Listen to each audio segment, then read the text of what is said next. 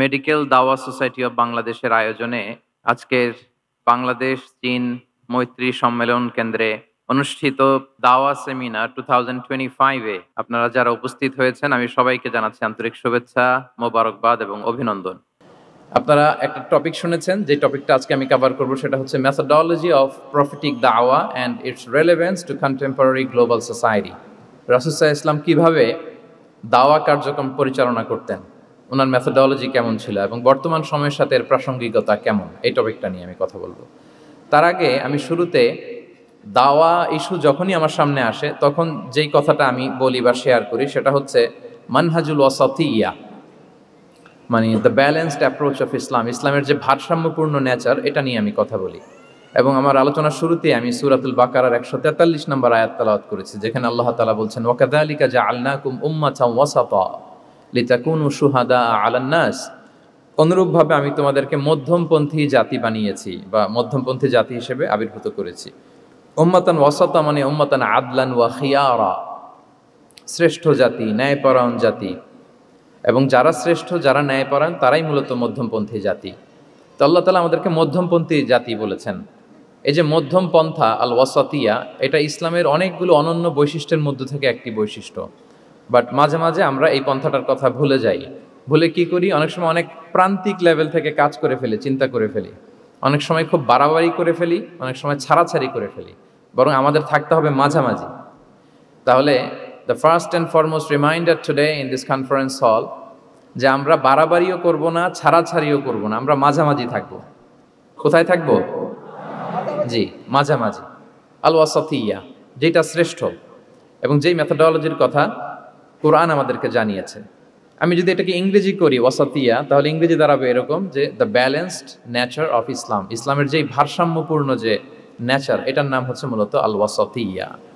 আপনি যদি খেয়াল করে দেখেন যে কিভাবে আমরা অন্যান্য জাতিগোষ্ঠীর তুলনায় মধ্যমপন্থী জাতি, তাহলে দেখবেন যে আমরা যদি সাইয়েদনা ঈসা আলাইহিস সালামের ব্যাপারে কথা বলি, জেসাস ক্রাইস্টের ব্যাপারে, তাহলে দেখেন ওনার ব্যাপারে ইহুদি নাসারারা কেউ বাড়াবাড়ি করেছে, কেউ ছাড়াছাড়ি করেছে, আমরা একেবারে মিডল ওয়েতে আছি।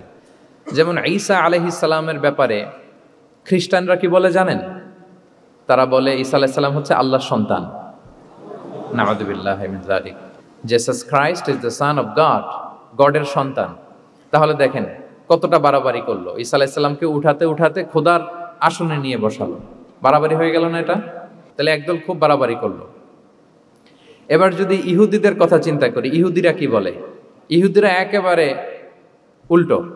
তারা বলে ঈসা আলাইহিস সালাম হচ্ছে ইবনু জিনা, মানে জারদ সন্তান, নাউযুবিল্লাহ। দেখেন তাদের প্রত্যেকের আকীদা শোনা মাত্রই আপনাদেরকে বলা লাগতেছে না যে নাউযুবিল্লাহ বলেন, আপনারা স্বতঃস্ফূর্তভাবেই বলতেছেন নাউযুবিল্লাহ। তার মানে একদল বাড়াবাড়ি করলো, একদল ছাড়াছাড়ি। একদল বলল তিনি আল্লাহর সন্তান বলে একেবারে আল্লাহর উপরে উঠাই ফেলছে, আরেক দল নামাতে নামাতে একেবারে পদদলিত করলো, বলল তিনি হচ্ছেন বাস্টার্ড, মানে ইবনু জিনা, জারদ সন্তান, নাউযুবিল্লাহি মিন যালিক। একদল নিয়ে গেল একেবারে উপরে, আরেক দল একেবারে নিচে। কিন্তু আমরা কি বলি দেখেন, আমরা বলি ঈসা আলাইহিস সালাম উনি হচ্ছেন আব্দুল্লাহি ওয়া রাসূলুহু, তিনি হচ্ছেন আল্লাহ তাআলার দাস বা বান্দা এবং আল্লাহর সম্মানিত রাসূল। দেখুন কতটা ব্যালেন্স এই আকীদা। আমরা আব্দুল্লাহ বলার মধ্য দিয়ে বেসিকলি নাসারাদেরকে রিফিউট করি, তাদের প্রতিবাদ করি আমরা যে তোমরা যে বলেছো আল্লাহ সন্তান না, ওইদিকে উঠানো যাবে না, নিচে নামায় নিয়ে আসো, উনি আব্দুল্লাহ, আল্লাহর দাস। আর রাসূলুহু, সম্মানিত রাসূল বলে আমরা বেসিকলি ইহুদিদেরকে রিফিউট করি, তাদের প্রতিবাদ করি। আমরা বলি যে না, তোমরা যে বলেছো উনি জারদ সন্তান না, ওনার সম্মানকে পদদলিত করা যাবে না, উপরে উঠাইতে হবে, উঠায়া রাসূল ও সম্মানিত রাসূল। তাহলে নাসারাদের আকীদা থেকে আমরা নিচে নেমে আসলাম, ইহুদিদের আকীদা থেকে আমরা উপরের দিকে গেলাম। ফলে এটা কি হলো? ব্যালেন্স হলো, ভারসাম্যপূর্ণ হলো, মধ্যম পন্থা হলো। তো আশা করি মধ্যম পন্থার উদাহরণটা বুঝতে পেরেছেন। আরেকটা ছোট্ট উদাহরণ দেই। আমাদের বোনদের যখন পিরিয়ড চলে তখন নাসারারা কি করে দেখেন, খ্রিস্টানরা তারা সব কিছু করে, কোনো বাজ বিচার রাখে না তখন, এমনকি ফিজিক্যাল ইন্টিমেসিতেও যায়। যখন আমাদের বোনদের পিরিয়ড চলে তখন তারা ফিজিক্যাল ইন্টিমেসিতেও যায়, কোনো বাজ বিচার নাই। এটা হচ্ছে নাসারাদের অবস্থান। আর ইহুদিদের কি অবস্থান? এরা এই 5 দিন 7 দিন আমাদের বোনদের যখন পিরিয়ড চলে তখন তারা তাদের স্ত্রীদেরকে ধরবে না, ছোবে না, স্পর্শ করবে না, একসাথে বসবেও না। তাদের ঘরে আলাদা একটা স্পেশাল রুম রাখে, ওই রুমের ভিতরে, ওই ঘরের ভিতরে তাদের 5 দিন 7 দিন ওইখানে কাটাইতে হয়। তোমরা আবার সুস্থ হলে তারপরে আসবে। দেখেন, একদল খুব বাড়াবাড়ি করলো, আরেক দল ছাড়াছাড়ি করলো। কিন্তু আমাদের ইসলামে আমরা ব্যালেন্স, যে বোনদের যখন পিরিয়ড চলে, হাজব্যান্ড ওয়াইফ তখন স্বাভাবিক মেলামেশা, কথাবার্তা, ঘরের টুকিটাকি কাজ সবই করতে পারবে, ইল্লাল জিমা, যেটা আমরা ফিজিক্যাল ইন্টিমেসি বলি, ওইটা ছাড়া আমরা সবই করতে পারবো। তাহলে দেখেন, এই দুইটা উদাহরণ আমি সামনে আনলাম এজন্য যে এই যে মানহাজুল ওয়াসাতিয়াতি ওয়াল ইতিদাল, মধ্যম পন্থার কথা আমরা যেটা বলি, যেটাকে দিয়ে আল্লাহ তাআলা আমাদেরকে সম্মানিত করেছেন, যে ওয়াকাযালিকা জাআলনাকুম উম্মাতাম ওয়াসাতা, তোমাদেরকে আমি মধ্যমপন্থী জাতি বানিয়েছি, তোমাদের মধ্যে বাড়াবাড়িও থাকবে না, ছাড়াছাড়িও থাকবে না, বরং আমরা হব মধ্যমপন্থী। আমরা কি হব? কি হব? তো প্রিয় ভাইয়েরা, প্রথম কথা হচ্ছে, আপনি যখন দাওয়া বলবেন তখন আমাকে মধ্যম পন্থা বলতেই হবে। আমরা যখন ইসলাম শিখবো, শিখাবো, ইসলাম বুঝবো, বুঝাবো, এই সব ক্ষেত্রে আমাদেরকে মধ্যম পন্থা অবলম্বন করতে হবে। আমাদের খেয়াল রাখতে হবে আমরা যেন এক্সট্রিম লাইনে না যাই, আবার খুব এক্সট্রা লিবারেল যেন না হয়ে যায়, আমরা যেন মধ্যমপন্থী একটা অবস্থানে থাকি। এবং দাওয়া দেওয়ার ক্ষেত্রে এটাই বলা হয়েছে, আল্লাহ তাআলা বলছেন, উদউ ইলা সাবিলি রাব্বিকা বিল হিকমাতি ওয়াল মাউইদাতিল হাসানাতি ওয়াজাদিলহুম বিল্লাতি হিয়া আহসান। নবী, আপনি লোকদেরকে আল্লাহর পথে ডাকুন, বিল হিকমা, প্রজ্ঞার সাথে, সুন্দর সুন্দর উপদেশ সহকারে, এবং কখনো তর্ক বিতর্কে জড়ানো লাগলে সেটা উত্তমভাবে আপনাকে জড়াতে হবে। তার মানে এই যে ইসলাম বোঝার ক্ষেত্রে, প্রচারের ক্ষেত্রে মধ্যম পন্থার নীতি, যেটা প্রজ্ঞা বা সুন্দর উপদেশমালা দিয়ে দাওয়াত দেওয়া, এটাও মূলত মধ্যম পন্থারই বহিঃপ্রকাশ। আমরা যখন কোনো দাওয়া কাজ করব, অলওয়েজ মাথায় রাখতে হবে যে আমি বাড়াবাড়ি যেন না করি, আমি আবার ছাড়াছাড়িও যেন না করি, আমি যেন মাঝামাঝি থাকি। তো এই যে দাওয়া আমরা দিচ্ছি, দাওয়াটা কি? বেসিক্যালি এটা হচ্ছে একটা কমিউনিকেশন, রাইট?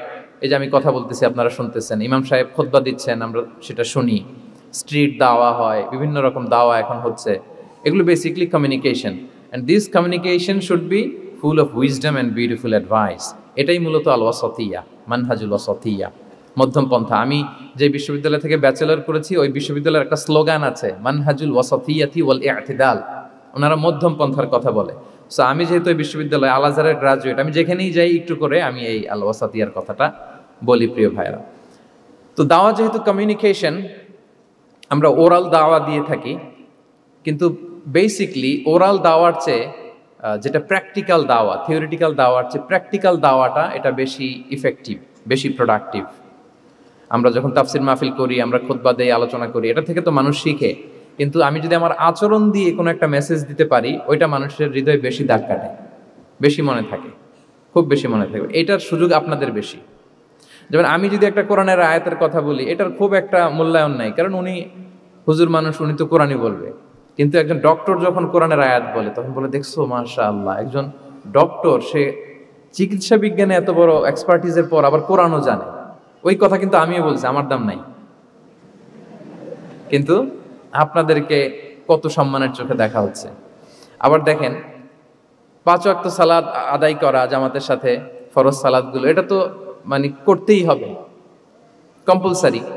এটা করে তো খুব বেশি ক্রেডিট নেওয়ার কিছু নাই, তো আমরা সবাই পড়ি। কিন্তু একজন ডাক্তার যখন নামাজ পড়ে, খেয়াল করে দেখবেন, একজন ডক্টর যখন চেম্বারে রুগীদেরকে রেখে বলে যে, ওখানে যদি লেখা থাকে যে সালাতের সময় বিরতি থাকবে, বা বলা হয় যে এই ডাক্তার কিন্তু রুগী বসিয়ে রেখে নামাজটা পড়ে এসে আবার রুগী দেখা শুরু করে, এটা সবাই খুব পজিটিভলি নেয়, যে দেখো এত ব্যস্ততার পরেও চাইলে এই সময় রুগী দেখতে পারতো, কিন্তু উনি নামাজ পড়ে। দেখেন, একই কোরআনের কথা আমিও বললাম, আপনিও বললেন, আপনার মর্যাদা কত বেশি।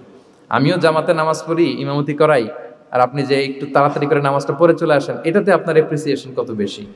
তো এভাবে আপনাদের কিন্তু দাওয়া কাজ করার সুযোগ অনেক বেশি, কারণ এটা অনেক মানে নোবেল একটা প্রফেশন, মহৎ পেশা।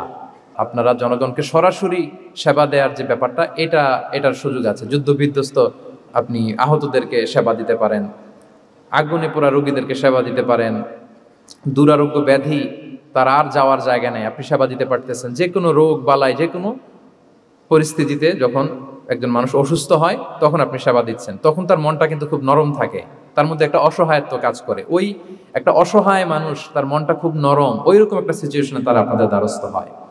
ফলে আপনাদের কিন্তু দাওয়া কাজ করার সুযোগ অনেক বেশি, এবং সেক্ষেত্রে ওরাল দাওয়ার চেয়ে আপনার যে প্র্যাকটিক্যাল দাওয়া, এটার ইফেক্ট অনেক বেশি। মানে আপনার চলনে বলনে, আপনার কথনে কথায়, আপনার ব্যক্তিত্বে, পার্সোনালিটিতে, এটার মাধ্যমে যে দাওয়া ফুটে ওঠে ওইটা বেশি ইফেক্টিভ। নিজের আচরণ দিয়ে যে মেসেজটা দেওয়া যায় এটা সবচেয়ে ইফেক্টিভ। আপনার লেনদেন, আপনার ডিলিংস কেমন, আপনি মানুষ হিসেবে কেমন, এটা সবচেয়ে পাওয়ারফুল দাওয়া। উমরে ফারুক রাদিয়াল্লাহু তাআলা আনহু উনি ওনার ছাত্রদেরকে প্রায় বলতেন, উমরে ফারুক রাদিয়াল্লাহু তাআলা উনি বলতেন যে কুনু দুআতান ইলাল্লাহি ওয়া আনতুম সামিতুন, যে তোমরা আল্লাহর রাস্তায় দাওয়াতি কাজে বের হয়ে যাও এমন অবস্থায় যে তোমরা চুপচাপ। তো ছাত্ররা বলতো দাওয়াতি কাজও করতে বলতেছেন আবার চুপচাপও থাকতে বলতেছেন, এটা আবার কিভাবে দাওয়াত দিব? তো উমর ফারুক রাদিয়াল্লাহু তাআলা আনহু বলতেন বি আখলাকিকুম, তোমাদের আখলাক দিয়ে দাওয়াত দাও। আখলাক দিয়ে দাওয়াত দেওয়া যায় না? বলেন তো, আখলাক দিয়ে দাওয়াত দেওয়া যায় কি যায় না? যায়। এই আখলাক দিয়ে যে দাওয়াত, এইটা অনেক পাওয়ারফুল। 10টা তাফসির মাহফিল করে আমি এটা করতে পারবো না। আপনি আপনার আখলাক দিয়ে, আপনার ব্যক্তিত্ব দিয়ে, আপনার লেনদেন, হ্যাঁ, এগুলো দিয়ে আপনি যে দাওয়াটা দিতে পারবেন, অন্য অনেক কিছু দিয়ে সেটা হবে না। এজন্য ওমর ফারুক বলতেন কুনু দুআতান ইলাল্লাহি ওয়া আনতুম সামিতুন, আল্লাহ রাস্তায় দায়ী হয়ে বের হও কিন্তু চুপচাপ। কিভাবে? বলে বি আখলাকিকুম, তোমাদের আখলাক দিয়ে। এটা বেশি পাওয়ারফুল। এবং রাসূল সাল্লাল্লাহু আলাইহি ওয়াসাল্লামের ব্যাপারে যখন জিজ্ঞেস করা হতো আম্মাজান আয়েশা রাদিয়াল্লাহু তাআলা আনহাকে যে রাসূল সাল্লাল্লাহু আলাইহি ওয়াসাল্লামের আচরণ কেমন ছিল, তখন আম্মাজান আয়েশা বলতেন যে কানা খুলুকুহু আল কোরআন, কোরআনই ছিল রাসূল সাল্লাল্লাহু আলাইহি ওয়াসাল্লামের চরিত্র। পুরো কোরআনে 30 পারায় থিওরিটিক্যালি যা বলা আছে রাসূল সাল্লাল্লাহু আলাইহি ওয়াসাল্লামের জীবনীতে প্র্যাকটিক্যালি সেটা দেখানো আছে। তো আম্মাজান আয়েশা বলতেন কানা খুলুকুহু আল কোরআন, রাসূল সাল্লাল্লাহু আলাইহি ওয়াসাল্লামের চরিত্র ছিল কোরআন। ইনদামা রাসূলুল্লাহ সাল্লাল্লাহু আলাইহি ওয়াসাল্লাম ইয়ামশি আলাল আরদ কাআন্নাল কোরআনা ইয়ামশি আলাইহি, রাসূল সাল্লাল্লাহু আলাইহি ওয়াসাল্লাম যখন মদিনার রাস্তা দিয়ে হেঁটে যেতেন, as if a living Quran is walking on the street, মনে হতো একটা জীবন্ত কোরআন রাস্তা দিয়ে হেঁটে হেঁটে যাচ্ছে। তো তাহলে we should try to be a living দাঈ, জীবন্ত দাঈ, প্র্যাকটিক্যাল দাঈ। এটা যদি আমরা হইতে পারি তাহলে অনেক বেশি ইম্প্যাক্ট করা যাবে সোসাইটিতে, অনেক ইনফ্লুয়েন্স করা যাবে। যেটা বললাম যে আমাদের সততা, আচরণ, ব্যক্তিত্ব, পার্সোনালিটি, এগুলো দিয়ে আমরা যে দাওয়াটা দিতে পারি, ওরাল দাওয়া, বক্তব্য দিয়ে, এটা অনেক সময় সম্ভব হয় না। এবং ডাক্তারদের জন্য এটা অনেক বড় একটা সুযোগ।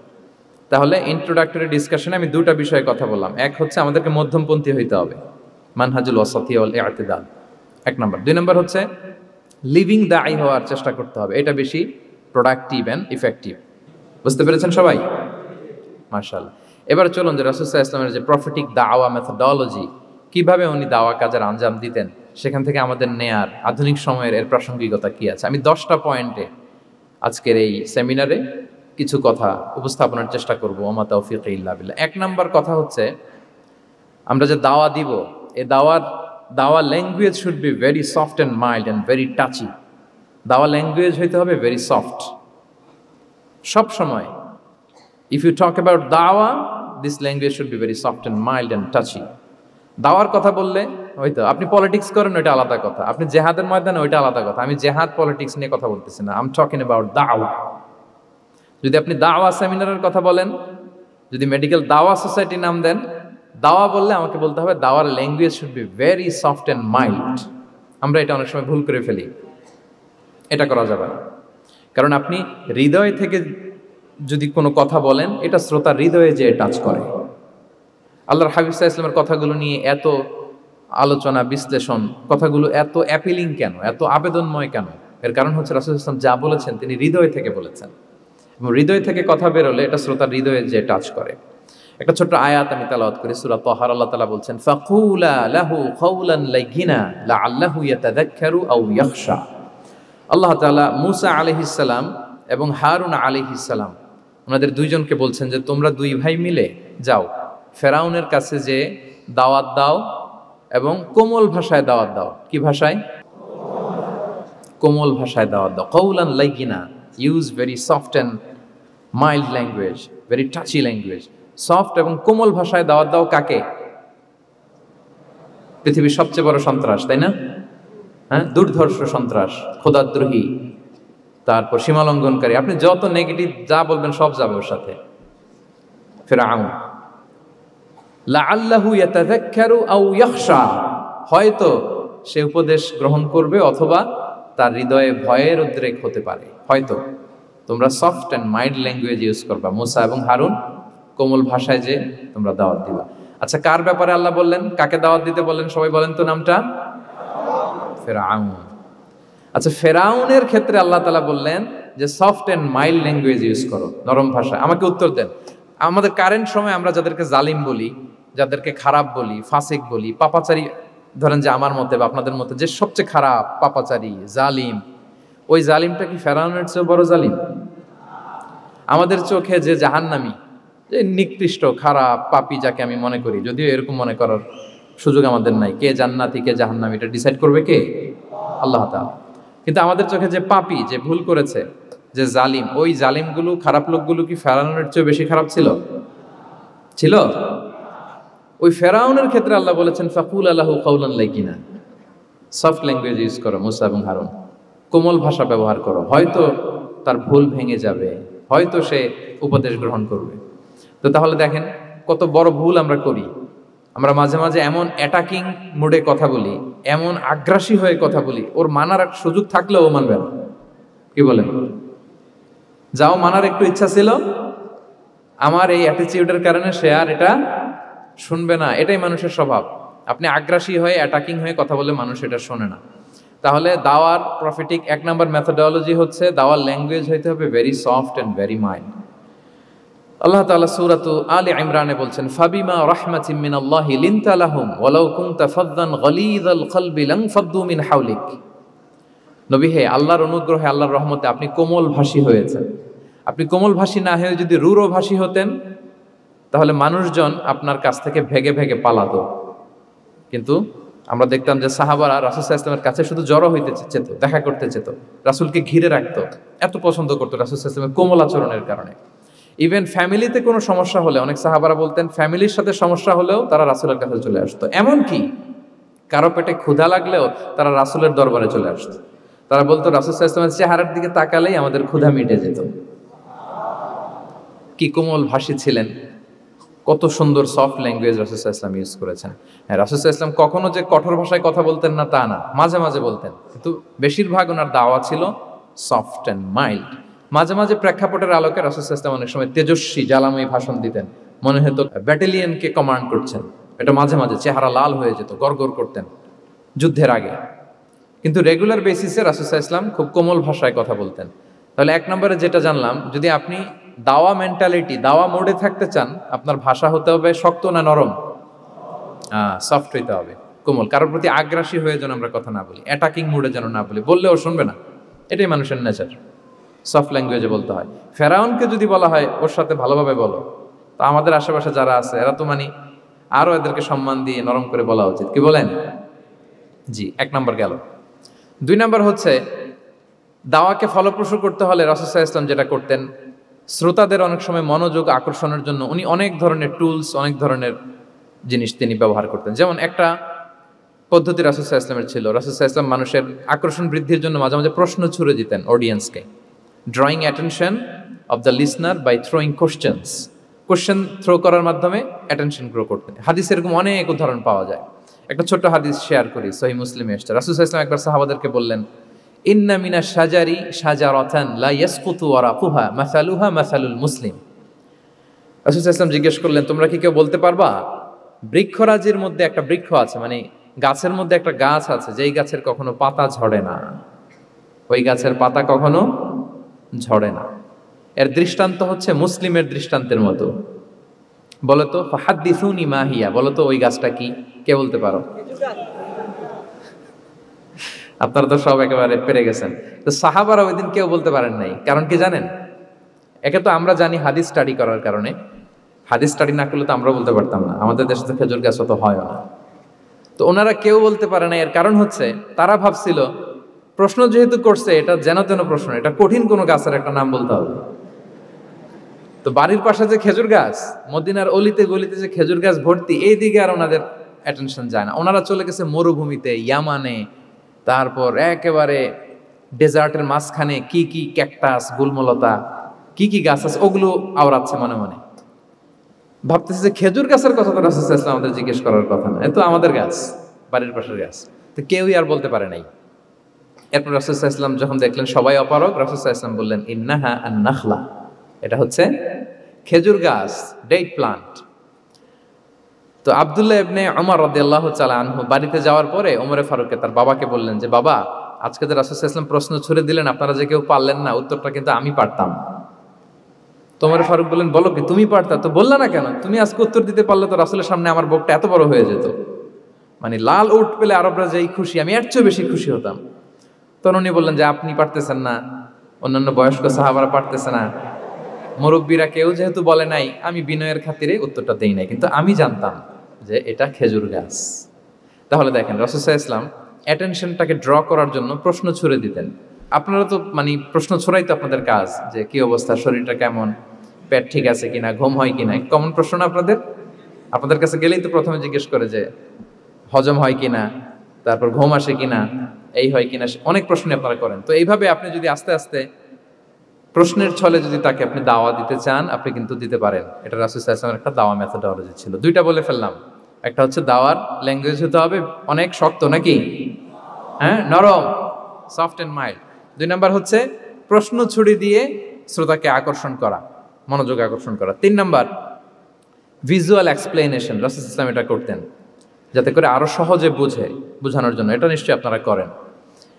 রাসূল সাল্লাল্লাহু আলাইহি ওয়াসাল্লামের দাওয়া জিন্দেগিতে দেখা যায় প্রায় সময় কিছু উনি ভিজুয়াল এক্সপ্লেনেশন নিয়ে এসেছেন সাহাবাদের সামনে, যাতে করে সাহাবারা to get a better idea of the issue, আরো ইজিলি বুঝতে পারেন। যেমন একবার রাসূল সাল্লাল্লাহু আলাইহি ওয়াসাল্লাম অনাথ ইয়েতিমদেরকে যারা দেখভাল করে তাদের কি মর্যাদা, এটা বোঝাতে যে রাসূল সাল্লাল্লাহু আলাইহি ওয়াসাল্লাম 2 আঙ্গুল উঁচু করে একবার বললেন যে, আনা ওয়া কাফিলুল ইয়াতীমি ফিল জান্নাতি কাহাতাইন, অর্থাৎ আমি এবং এতিমের রক্ষণাবেক্ষণকারী কিয়ামতের দিন এভাবে কাছাকাছি প্রতিবেশী হয়ে থাকব। এই 2টা আঙ্গুলের মাঝখানে যেমনি খুব একটা স্পেস নাই, গ্যাপ নাই, মানে একেবারে কাছাকাছি, নেইবরিং ফিঙ্গার, রাইট? আমি এবং এতিমের রক্ষণাবেক্ষণকারী এভাবে নেইবর হয়ে থাকবো। এই যে ভিজুয়াল এক্সপ্লেনেশন দেখছেন, এই যে দাওয়ার মধ্যে মাঝে মাঝে এরকম ভিজুয়াল এক্সপ্লেনেশন করতে হবে যাতে করে শ্রোতারা বুঝে। রাসূল সাল্লাল্লাহু আলাইহি ওয়াসাল্লাম এটা করেছেন। মুসনাদে আহমদে এক হাদিস এসেছে, রাসূল সাল্লাল্লাহু আলাইহি ওয়াসাল্লাম একবার খেজুরের একটা ডাল নিয়ে মরুভূমির মধ্যে একটা দাগ টানলেন। খাত্তালানা রাসূলুল্লাহ সাল্লাল্লাহু আলাইহি ওয়াসাল্লাম খাত্তান, একটা স্ট্রেইট লাইন দিয়ে রাসূল সাল্লাল্লাহু আলাইহি ওয়াসাল্লাম বললেন, এটা হচ্ছে সিরাতুল মুস্তাকিম। সাহাবাদের দৃষ্টি আকর্ষিত হলো, সবাই মনোযোগী হয়ে উঠলো, তাই নাকি? এটা সিরাতুল মুস্তাকিম, যে দোয়া আমরা প্রতিদিন করি, ইহদিনাস সিরাতাল মুস্তাকিম। খেজুরের ডাল দিয়ে স্ট্রেইট লাইন কেটে বললেন, এটা হচ্ছে সিরাতুল মুস্তাকিম। এবার ওই খেজুরের ডাল দিয়ে ডানে বায়ে অনেকগুলো ছোট ছোট দাগ কাটলেন আর বললেন, হ্যাঁ দিহি সুবুলুশ শায়তান, এগুলো হচ্ছে শয়তানের রাস্তা, এটা হচ্ছে মুস্তাকিম, সোজা রাস্তা যেটা জান্নাতে যায়। আর ডানে বায়ে অনেকগুলো দাগ কাটলেন, ডেকে বললেন, এই প্রতিটি রাস্তায় একটা করে শয়তান বসে থাকে, আর সে তোমাদেরকে টেম্পটেশন দিতে থাকে, প্রভোকেশন করতে থাকে, ধোঁকা দিতে থাকে, ওয়াসওয়াসা দিতে থাকে। ডানে বায়ে না তাকিয়ে এই সিরাতুল মুস্তাকিমের পথেই অবিচল থাকতে হবে। তাহলে দেখেন, মরুভূমির মাঝখানে, তখন তো আর ওই যে এলইডি প্রজেক্টর থাকলে হয়তো রাসূল সাল্লাল্লাহু আলাইহি ওয়াসাল্লাম ওইটাই ব্যবহার করতেন, আমরা এটা এখন করতে পারি বোঝানোর জন্য। রাসূল সাল্লাল্লাহু আলাইহি ওয়াসাল্লাম খেজুরের ডাল দিয়ে মরুভূমির মধ্যে দাগ কেটে সাহাবীদেরকে এই ভিজুয়াল এক্সপ্লেনেশন দিলেন, এবং সাহাবারা খুব সহজে বুঝতে পারলেন যে কোনটা সিরাতুল মুস্তাকিম, কোনটা সিরাতুশ শাইতান। এভাবে রাসূল সাল্লাল্লাহু আলাইহি ওয়াসাল্লাম ভিজুয়াল এক্সপ্লেনেশন ইউজ করতেন।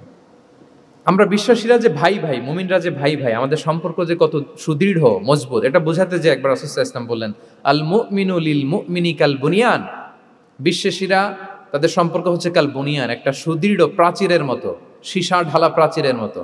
ইয়াশুদ্দু বা'দুহু বা'দা, যেটার এক পাশ আরেক পাশকে মজবুত করে। Strengthening one part the others, এক পার্ট আরেক পার্টকে মজবুত করে। যেমন এই বিল্ডিং, এদিকে ভেঙে ফেললে এটা নড়বড়ে হয়ে যাবে। তিনি বুঝালেন যে সুদৃঢ় প্রাচীরের মতো হচ্ছে বিশ্বাসীদের সম্পর্ক। এটা বলে ওয়াসাব্বাকা বাইনা আসাবিহি, মানে ডান হাতের আঙ্গুলগুলো বা হাতের ভেতরে ভেবে ঢুকিয়ে দিলেন, বললেন যে এরকম মজবুত। সুবহানাল্লাহ। এই যে এই হাতের আঙ্গুলগুলো এই হাতে ঢুকিয়ে এরকম চাপ দিলে খুব শক্ত হয় না, মজবুত হয় না? রাসূল সাল্লাল্লাহু আলাইহি ওয়াসাল্লাম বললেন, আমাদের বন্ধন হচ্ছে এরকম সুদৃঢ় মজবুত, সুদৃঢ় সীসা ঢালা প্রাচীরের মতো। আল্লাহু আকবার। তাহলে এই যে ভিজুয়াল এক্সপ্লেনেশন, রাসূল সাল্লাল্লাহু আলাইহি ওয়াসাল্লাম বোঝানোর জন্য এই যে এরকম দাগ কাটা, কখনো এইভাবে, হাদিসে এরকম অনেক পাওয়া যায়। আমি অল্প কয়েকটা, সময়ের টাইম কনস্ট্রেন্টের কারণে অল্প কয়েকটা নিয়ে আসলাম। তাহলে এটা রাসূল সাল্লাল্লাহু আলাইহি ওয়াসাল্লামের একটা দাওয়া মেথোডোলজি ছিল, বোঝানোর জন্য কত ইজিয়েস্ট ওয়েতে তিনি অডিয়েন্সের কাছে পৌঁছাতে পারেন, তিনি প্রয়োজনে ভিজুয়াল এক্সপ্লেনেশনের সহায়তা নিতেন। কয়টা গেল মেথোডোলজি? 3টা। 4 নাম্বার হচ্ছে গ্রাজুয়ালিটি, ধীরে ধীরে ধাপে ধাপে দাওয়া পরিচালনা করা, দাওয়া কাজ করা। এটাতে অনেক সময় আমরা ভুল করে ফেলি। আমরা অনেক সময় একটু রাশিং মেন্টালিটিতে থাকি, তাড়াহুড়ো। একজন ভাই নতুন দিনে ফিরছে, আগে হয়তো সংশয়বাদী ছিল, নাস্তিক ছিল, প্র্যাকটিস করতো না, এখন সে প্র্যাকটিসের ইচ্ছা করছে। এই সুযোগ পেয়ে আমি তারে বলা শুরু করলাম, নামাজ পড়তে হবে, রোজা রাখতে হবে, জাকাত দিতে হবে, তোমার ওয়াইফরে পর্দা করাইতে হবে, হালাল হারাম ও কয়েক ছাড়ছে, আমার সম্ভব না। ও বলবে ভাই আগে যাচ্ছিলাম ওইটাই ভালো ছিল, এতগুলো তো আমি মানতে পারবো না। তো এই যে আপনি তাকে দিন থেকে ভাগালেন, আপনার দাওয়া মেথোডোলজি জানা না থাকার কারণে আপনি তাকে ভাগালেন। একসাথে আপনি এত কথা বলবেন না। নতুন যখন কেউ দিনে ফিরে তাকে আপনি একসাথে এত কথা বলবেন না। নতুন যখন কোনো বোন ইসলামে আসতে চায় তাকে আপনি কঠিন করে বলবেন না। উপরে আমাদের বোনরা আছে, তাদেরকেও আমি বলবো সহজ করে বলেন। প্রথমে নামাজের কথা বলেন, নামাজ আস্তে আস্তে পড়ুক যতটুকু পারুক। প্রথমে হয়তো 5 ওয়াক্ত পারবে না, 1 ওয়াক্ত 2 ওয়াক্ত দিয়ে শুরু করবে, এরপর আস্তে আস্তে 5 ওয়াক্ত যাবে। এরপর তাকে একটু শালীন পোশাকের কথা বলেন, যে তুমি একটু শালীন পোশাক পরো, সেফটি সিকিউরিটির জন্য ভালো। সেটাতে অভ্যস্ত হলে তাকে হেজাবের দাওয়াত দিবেন আপনি, হেজাবে অভ্যস্ত হলে নেকাবে দাওয়াত দিবেন আপনি। এইভাবে গ্রাজুয়ালিটি, ধাপে ধাপে, একসাথেই কঠিন করে দিনকে উপস্থাপন করা যাবে না। দাওয়া is a gradual process, gradually যাইতে হবে। Beginning with the most important issue first, তারপর যেটা ইম্পর্টেন্ট, তারপর যেটা ইম্পর্টেন্ট, ধাপে ধাপে আপনি তাকে বলবেন। আপনারা নিশ্চয়ই সবাই মদ হারাম হওয়ার যে স্টেপগুলো আছে জানেন না? কয়বারে হারাম হয়েছে? 3 বারে। ওয়াসআলুনাকা আনিল খামরি ওয়াল মাইসির কুল ফীহিমা ইসমুন কাবীরু ওয়া মানাফিউ লিন-নাস ওয়া ইসমুহুমা আকবারু মিন নাফিহিমা। প্রথমে বললেন মদে কিছু উপকার আছে, কিন্তু এটার গুনাহ বেশি, ক্ষতি বেশি, কিন্তু সামান্য উপকার আছে।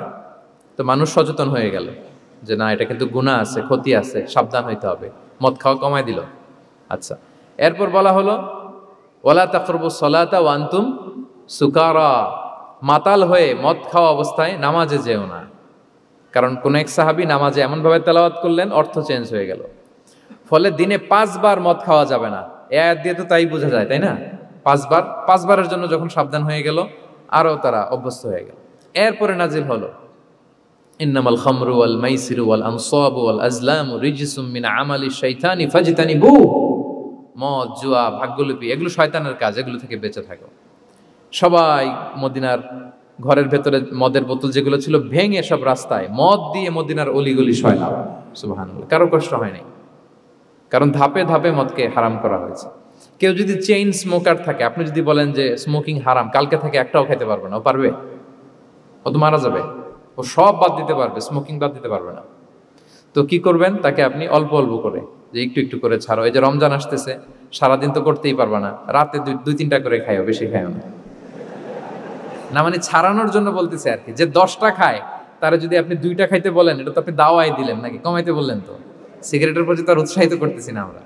চেইন স্মোকার ও 10টা ছাড়া হয় না প্রতিদিন। তো এই রমজানে আপনি তারা বললেন যে সারাদিন তো তুমি না খেয়ে থাকবা, রাতে 1টা 2টা বা 3টা গেল। প্রথম দশকে 3টা, এরপরের দশকে 2টা, তারপরের দশকে 1টা। যে 1টা খায় তারপরের দিন তো সে চাইলে ছেড়েও দিতে পারে, কি বলেন? এইভাবে গ্রাজুয়ালি তাকে ছাড়ানোর জন্য অভ্যস্ত করতে হবে। তাহলে এই গ্রাজুয়ালিটিটা দরকার। আমি হাদিস থেকে, সিরাত থেকে একটা উদাহরণ দেই, শুনুন। রাসূল সাল্লাল্লাহু আলাইহি ওয়াসাল্লাম মুআয ইবনে জাবাল রাদিয়াল্লাহু তাআলা আনহুকে ইয়ামানের গভর্নর করে পাঠালেন।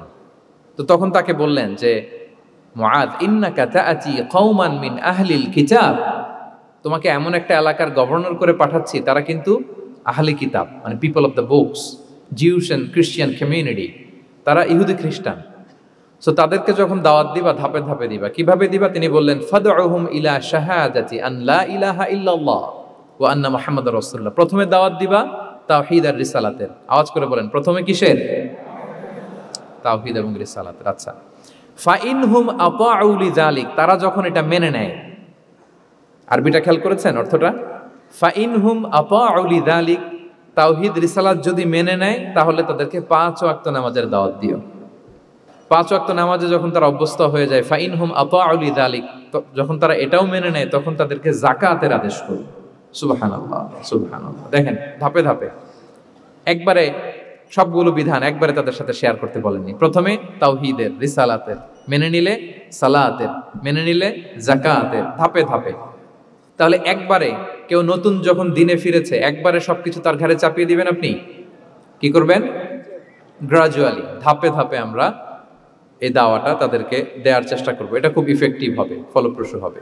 আচ্ছা, 4টা কভার করে ফেলেছি। 5 নাম্বার হচ্ছে দাওয়ার মধ্যে ইমোশনাল ইন্টেলিজেন্স ইউজ করতে হবে, তাহলে এটা মোর ইফেক্টিভ হবে। মানে আপনি মানুষের আবেগ অনুভূতি নাড়িয়ে দিয়ে যদি দাওয়া দিতে পারেন, এটা তার শুদ্ধাচারের জন্য অনেক কাজে দেবে। ইমোশনাল ইন্টেলিজেন্স মানে তার আবেগ, ইমোশনকে আপনি ট্রিগার আপ করবেন, ওইটাতে আপনি টাচ করবেন, তাহলে দেখবেন যে সে একেবারে কাবু হয়ে গেছে।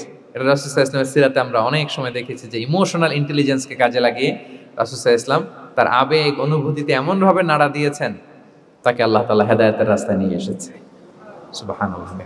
একটা ছোট্ট উদাহরণ দেই, মুসনাদে আহমদ ইবনে হাম্বলের হাদিস, কিভাবে ইমোশনাল ইন্টেলিজেন্স রাসূল সাল্লাল্লাহু আলাইহি ওয়াসাল্লাম ইউজ করতেন, আবেগ অনুভূতিকে কিভাবে নাড়া দিতেন রাসূল সাল্লাল্লাহু আলাইহি ওয়াসাল্লাম। এক যুবক এসে সাহাবাদের সামনে রাসূল সাল্লাল্লাহু আলাইহি ওয়াসাল্লামকে বললেন, ইয়া রাসূলুল্লাহ ইযান লি বিজিনা, হে আল্লাহর রাসূল আপনি আমাকে জিনার অনুমতি দেন। নাউযুবিল্লাহ। কিসের? জিনার, মানে ব্যভিচারের অনুমতি দেন, ব্যভিচার বা জিনার অনুমতি দেন। আশেপাশের সাহাবারা তো রেগে মেগে আগুন। ফাআকবাল আল কওমু আলাইহি ফাজাজারু, সবাই তাকে দৌড়ে ধরতে গেল আর ধমকাতে লাগলো, ছি ছি ছি, মা মা, আমরা যেটা বাংলায় বলি ছি ছি, আরবিতে ওনারা কি বলে? মা মা, ছি ছি, কি বলো তুমি? লজ্জা শরমের মাথা খেয়ে তুমি রাসূলুল্লাহর দরবারে এসে বলতেছো, হে আল্লাহর রাসূল আপনি জিনার অনুমতি দেন। যে রাসূল আল্লাহর পক্ষ থেকে বাণী শোনায়, ওয়ালা তাকরাবুজ জিনা, তোমরা ব্যভিচারের নিকটবর্তীও হয়ো না, আর তুমি সেই নবীর কাছে এসে আবদার করতেছো জিনার অনুমতি দেন। তারা যখন তেরে আসলো এই যুবকের দিকে, রাসূল সাল্লাল্লাহু আলাইহি ওয়াসাল্লাম তাদেরকে থামালেন, বললেন যে তোমরা থামো, যুবককে ডেকে আনো আমার কাছে। যুবককে নিয়ে আসা হলো, রাসূল সাল্লাল্লাহু আলাইহি ওয়াসাল্লাম তাকে পরম আদরে কাছে টেনে নিলেন। এবার তাকে জিজ্ঞেস করলেন, তুমি জিনার অনুমতি চাও না? বলে যে ইয়া রাসূলুল্লাহ জি, জিনার অনুমতি চাই। তখন রাসূল সাল্লাল্লাহু আলাইহি ওয়াসাল্লাম বললেন, তুমি আমাকে উত্তর দাও তো, তুমি বলো তো যে আতুহিব্বুহু লি উম্মিক, তুমি কি পছন্দ করবে যে কোনো পরপুরুষ তোমার মায়ের সাথে এই জিনাটা করুক? তোমার এটা ভালো লাগবে? সে বলে লা ইয়া রাসূলুল্লাহ, না কখনো না, আমার মায়ের সাথে কেউ এই পাপাচারে লিপ্ত হবে এটা কোনো মানুষ মেনে নেবে না, আমি কেন, কেউ মেনে নেবে না। তারপর রাসূল সাল্লাল্লাহু আলাইহি ওয়াসাল্লাম তাকে বললেন আতুহিব্বুহু লিবনাতিক, তুমি তোমার কলিজার টুকরা সন্তান, কন্যা সন্তানের সাথে, তোমার কন্যার সাথে কেউ এই পাপ কাজটা করুক, এটা তুমি মেনে নিবে, এটা তুমি পছন্দ করো? সে বলল লা ইয়া রাসূলুল্লাহ, হে আল্লাহর রাসূল কোশ্চিন কালেও না, কখনো মানবো না, আমার মেয়ের সাথে কেউ এই কাজ করবে আমি কখনো মানবো না। রাসূল সাল্লাল্লাহু আলাইহি ওয়াসাল্লাম আবার তাকে প্রশ্নবাণে জর্জরিত করতে লাগলেন, আবার বললেন আতুহিব্বুহু লি উখতিক, তুমি কি তোমার প্রিয় বোনের সাথে কেউ এটা করুক, এই পাপাচারে লিপ্ত হোক, জিনা করুক, পছন্দ করবে? তোমার বোনকে কেউ এরকম করবে, অপমান করবে, এটা চাইবে তুমি? বলে কখনো না, লা ইয়া রাসূলুল্লাহ, কখনো না, কেউই তো পছন্দ করবে না এটা। তখন রাসূল সাল্লাল্লাহু আলাইহি ওয়াসাল্লাম বললেন, তুমি যার সাথে জিনার অনুমতি চাইছো সে তো কারো না কারো মা, কারো না কারো মেয়ে, কারো না কারো বোন, তুমি এভাবে কেন ভাবতে পারো না? সুবহানাল্লাহি ওয়া বিহামদিহি। এই কথা বলার পরে তো সে একেবারে ইমোশনালি এমন ড্যামেজ হয়েছে, লজ্জায় কাচুমাচু হয়ে মাথা নিচু করে দাঁড়ায়ছে। তখন রাসূল ইসলাম তার পিঠে একটা আলতো চাপড় মারলেন, পরম মমতায় আলতো চাপড় দিয়ে তার জন্য দোয়া করলেন, আল্লাহুম্মা গফির যামবাহ ওয়া তাহহির কলবাহ ওয়া হাসসিন ফারজাহ, আল্লাহ তুমি এই যুবকের পাপ মোচন করো, আল্লাহ তুমি তার অন্তরটাকে পরিশুদ্ধ করো, আল্লাহ তুমি তার চরিত্রটাকে নিষ্কলুষ করো। এই হাদিসের রাবি উনি বলতেছেন, ফালাম ইয়াকুন বা'দা যালিকাল ফাতা ইয়ালতাফিতু ইলা শাই, ওই দিনের পর থেকে এই যুবক কখনো কোনো পরনারীর দিকে রাস্তায় তাকায় নাই। এই ইমোশনালি যখন তাকে দুর্বল করা হলো, তাকে যখন এইভাবে রাসূল সাল্লাল্লাহু আলাইহি ওয়াসাল্লাম প্রেজেন্টেশন করলেন, হাদিসের বর্ণনাকারী বলেন এরপরে আমরা কোনোদিন তাকে পরনারীর দিকে তাকাতে দেখি নাই। তার হৃদয়টাকে আল্লাহ তাআলা পরিশুদ্ধ করে দেন। রাসূল সাল্লাল্লাহু আলাইহি ওয়াসাল্লাম ওয়ায়ুযাক্কিহিম, কিভাবে মানুষকে পরিশুদ্ধ করতে দেখেন, কিভাবে তার আবেগ অনুভূতিকে নাড়িয়ে তার চিন্তার জগতে আলোড়ন সৃষ্টি করে তাকে এমনভাবে কাবু করলেন যে রাসূল সাল্লাল্লাহু আলাইহি ওয়াসাল্লাম যেই দিকে তাকে গাইড করতেছে এখন সে সেদিকেই যেতে বাধ্য। সো এইটা আমাদেরকে করতে হবে, ইমোশনাল ইন্টেলিজেন্স কাজে লাগিয়ে মানুষের আবেগ অনুভূতিতে নাড়া দিয়ে যদি আপনি তাকে কোনো কথা, কোনো বার্তা, কোনো নাসিহাত করেন, তখন সেটা সে শোনে, এমন শুনে এমনভাবে সে হেদায়েতের পথে আসে যেটা আমরা কল্পনাও করতে পারি না। তাহলে এটা যেন আমরা করি, এটা খুবই প্রোডাক্টিভ, এটা খুবই ইফেক্টিভ, এটা খুবই ফ্রুটফুল, কাজে দেয় মানুষকে ইমোশনালি তাকে দেওয়া। এই পয়েন্টটা বুঝতে পেরেছেন তো সবাই, না? আলহামদুলিল্লাহ। 6 নাম্বার মেথোডোলজি হচ্ছে দাওয়া should be full of love. দাওয়া বললে এটার সাথে লাভ থাকতে হবে, লাভ, ভালোবাসা। যদি আপনি দাওয়া বলেন এখানে লাভ থাকতে হবে, ইট কামস উইথ লাভ, ভালোবাসা। ভালোবাসা দিয়ে আপনি মানুষের হৃদয় জয় করতে হবে। আমরা দায়ীরা অনেক সময় বেশি জাজমেন্টাল হয়ে যাই, আরব শায়েকরা বলে যে নাহনু দুআত লাসনা কুদাত, আমরা দাঈ, আমরা জাজ নই, উই আর নট জাজেস। আমাদের অনেক দায়ীর আমরা ভুল করে ফেলি, আমরা বলি যে ও খারাপ, ও এটা, ও জাহান্নামী, ও খারিজ, এরকম আমরা সবাইকে নাকচ করি। মনে হয় যেন সবাইরে জাহান্নামে পাঠাই, আমি একা জান্নাতে যেতে পারলেই সফল। আচ্ছা বলেন তো, সব গেল জাহান্নামে, আপনি একা শুধু জান্নাতে, ভাল লাগবে আপনার? এই যে আজকে আমরা এখানে সবাই ছাত্র, শিক্ষক, ডিস্টিংগুইশ গেস্টরা, উপরে আমাদের বোনরা, কত ভাল লাগতেছে না? ধরেন যে 2500 সিটিং ক্যাপাসিটির এই চীন মৈত্রী সম্মেলন কেন্দ্রে কেউ নাই, শুধু আপনি একা। এই বিশাল হল রুমে কেউ নাই, আপনি একা, ভাল লাগবে? তো সবাইকে জাহান্নামে পাঠিয়ে শুধু আমি জান্নাতে গেলে এটা আমার ভাল লাগবে না ওই জান্নাতে। সো আমরা কিভাবে আমাদের জান্নাতের দলকে ভারী করতে পারি, এই চেষ্টাটা আমাদের বেশি বেশি করতে হবে, কি বলেন? তাহলে দাওয়া should be full of love, কারণ ভালোবাসা দিয়ে যা জয় করা যায়, কঠোরতা দিয়ে তা পারা যায় না। ভালোবাসা দিয়ে আপনি যেটা করতে পারবেন, কঠোরতা দিয়ে কখনো সেটা করতে পারবেন। আসুন আমরা হাদিস থেকে শুনি, সিরাত থেকে শুনি। আল্লাহর হাবিব সাল্লাল্লাহু আলাইহি ওয়াসাল্লাম মসজিদে নববীতে বসে আছেন সাহাবাদেরকে নিয়ে। হঠাৎ এক বেদুইনের আগমন। বেদুইন মানে যার মধ্যে নগর জীবনের কোনো নিয়ম কানুন সে দেখেনি, জানে না, বুঝে না। সিভিলাইজেশন বলতে যেটা বুঝি, ভদ্রতা, কার্টিসি, ম্যানার, এটা সে শিখেনি। এরকম এক বেদুইন অনেক দূর পল্লী থেকে মদিনার মসজিদে নববীতে এসেছে, কিন্তু সে ইসলাম ধর্ম গ্রহণ করেছে, মুসলিম।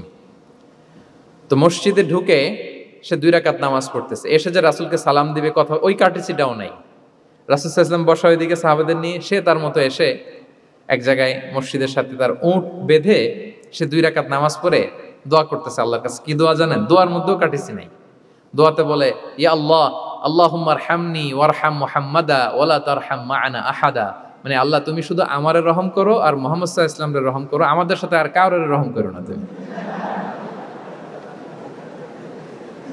বেদুইন, তার মধ্যে আদাবু দোয়া, দোয়ার যে একটা এটিকেটস আছে, এটা তো তার জানা নাই। দোয়ায় অন্যদের জন্য দোয়া করলে যে নিজের লাভ, এটা সে জানতো না। আমি যদি বলি যে আল্লাহ এই ভাইদেরকে তুমি কবুল করো, তখন ফেরেশতারা বলে আল্লাহ যিনি দোয়া করতেছে আগে তাকে তুমি কবুল করো। কেউ অসুস্থ, আমি যদি বলি আল্লাহ আমার এই ভাইকে তুমি সুস্থ করো, আল্লাহর ফেরেশতারা বলে আল্লাহ যিনি দোয়া করলেন আগে তার রোগ বালাই থাকলে আগে তাকে সুস্থ করো। তো এই যে দোয়ার এটিকেটস, আদাব ও দোয়া, এটা সে জানতো না। সে দোয়া করতেছে আল্লাহুম্মা আরহামনি ওয়ারহাম মুহাম্মাদা ওয়ালা তারহাম মা'ানা আহাদা, শুধু আমারে রহম করো, মুহাম্মদ সাল্লাল্লাহু আলাইহি ওয়াসাল্লাম রহম করো, আর কাউরে না। তো রাসূল সাল্লাল্লাহু আলাইহি ওয়াসাল্লাম দূর থেকে দেখতেছেন এই দোয়া, আর বলতেছেন যে হায় রে, একটা প্রশস্ত জিনিসকে সে সংকীর্ণ বানায় ফেললো। না, আল্লাহর কাছে কি রহমের কোনো কমতি বা ঘাটতি আছে? নাই। সে তো দোয়াতে সবাইকে ইনক্লুড করতে পারতো। তো রাহমাতাল লিল আলামিন আল্লাহর হাবিব সাল্লাল্লাহু আলাইহি ওয়াসাল্লাম তিনি বুঝতে পেরেছেন যে এই লোকটা আসলে বেদুইন, তার মধ্যে ওই কার্টিসি নাই। তো তিনি ফলো করতে লাগলেন যে দেখি লোকটা কি করে। তো লোকটা দোয়া টোয়া করেই এবার যে মসজিদের এক কর্নারে বসে ওখানেই পেশাব করা শুরু করলো। মানে কোনো কার্টিসি, নিয়ম, ভদ্রতা তার জানা নাই। তো তাকে পেশাব করতে দেখে বাকি লোকেরা তো তাকে ধরতে গেল, মারতে গেল। রাসূল সাল্লাল্লাহু আলাইহি ওয়াসাল্লাম বললেন, দাউ, রাখো রাখো, আরে থামো থামো, ওকে কাজ সারতে দাও, ওকে ওর কাজ সারতে দাও। কারণ আপনারা এটা ভালো জানেন যে ওয়াশরুম সারা অবস্থায় যদি কেউ বাইরে থেকে জোরে ডাক দেয় তাহলে অবস্থা খারাপ আছে, ঠিক কিনা বলেন? কেউ টয়লেট সারতেছে ওয়াশরুমে, তখন যদি আপনি জোরে নক করেন এটা তার ক্ষতি হয়, কারণ আগে তাকে ওইটা পাস করতে হবে স্মুথলি। এটাও একটা এটিকেটস যে কেউ ওয়াশরুমে গেল, আমাকেও যেতে হবে, তো আমি যে বারবার ডিস্টার্ব না করে ওখানে একটু পায়চারা করতে পারি, একটু হালকা মৃদু শব্দে কাশি দিতে পারি, বা আমি যে বাইরে আছি, সামওয়ান ইজ ওয়েটিং আউটসাইড, এটা তাকে বুঝাতে পারি। কিন্তু অনেকে যে কি করে, ধাম ধাম করার যখন শুরু করে, ওই বেচারার তো অবস্থা টাইট। এটা যেন আমরা না করি, এই শিক্ষাটা কিন্তু এই হাদিস থেকে পাই। রাসূল সাল্লাল্লাহু আলাইহি ওয়াসাল্লাম বললেন, দাউ দাউ, রাখো রাখো, আরে ছাড়ো ছাড়ো, ও তো এখন করতেছে, ইউরিন পাস করতেছে, রাখো, ওটাও সারুক, আগে সারুক, আমরা পরে ডিল করি। তো সবাইকে তিনি থামালেন, ও সারলো। এবার রাসূল সাল্লাল্লাহু আলাইহি ওয়াসাল্লাম বললেন, এবার তোমরা যে ওয়াহারিকু আলা বাউলিহি সাজলান মিন মা, যেহেতু মসজিদে নববীর ফ্লোর ছিল বালুর ফ্লোর, শুকিয়ে যাবে, বললেন যে ওর পেশাব করা জায়গার উপর 1 বালতি পানি ঢেলে দাও। সাহাবারা দিল।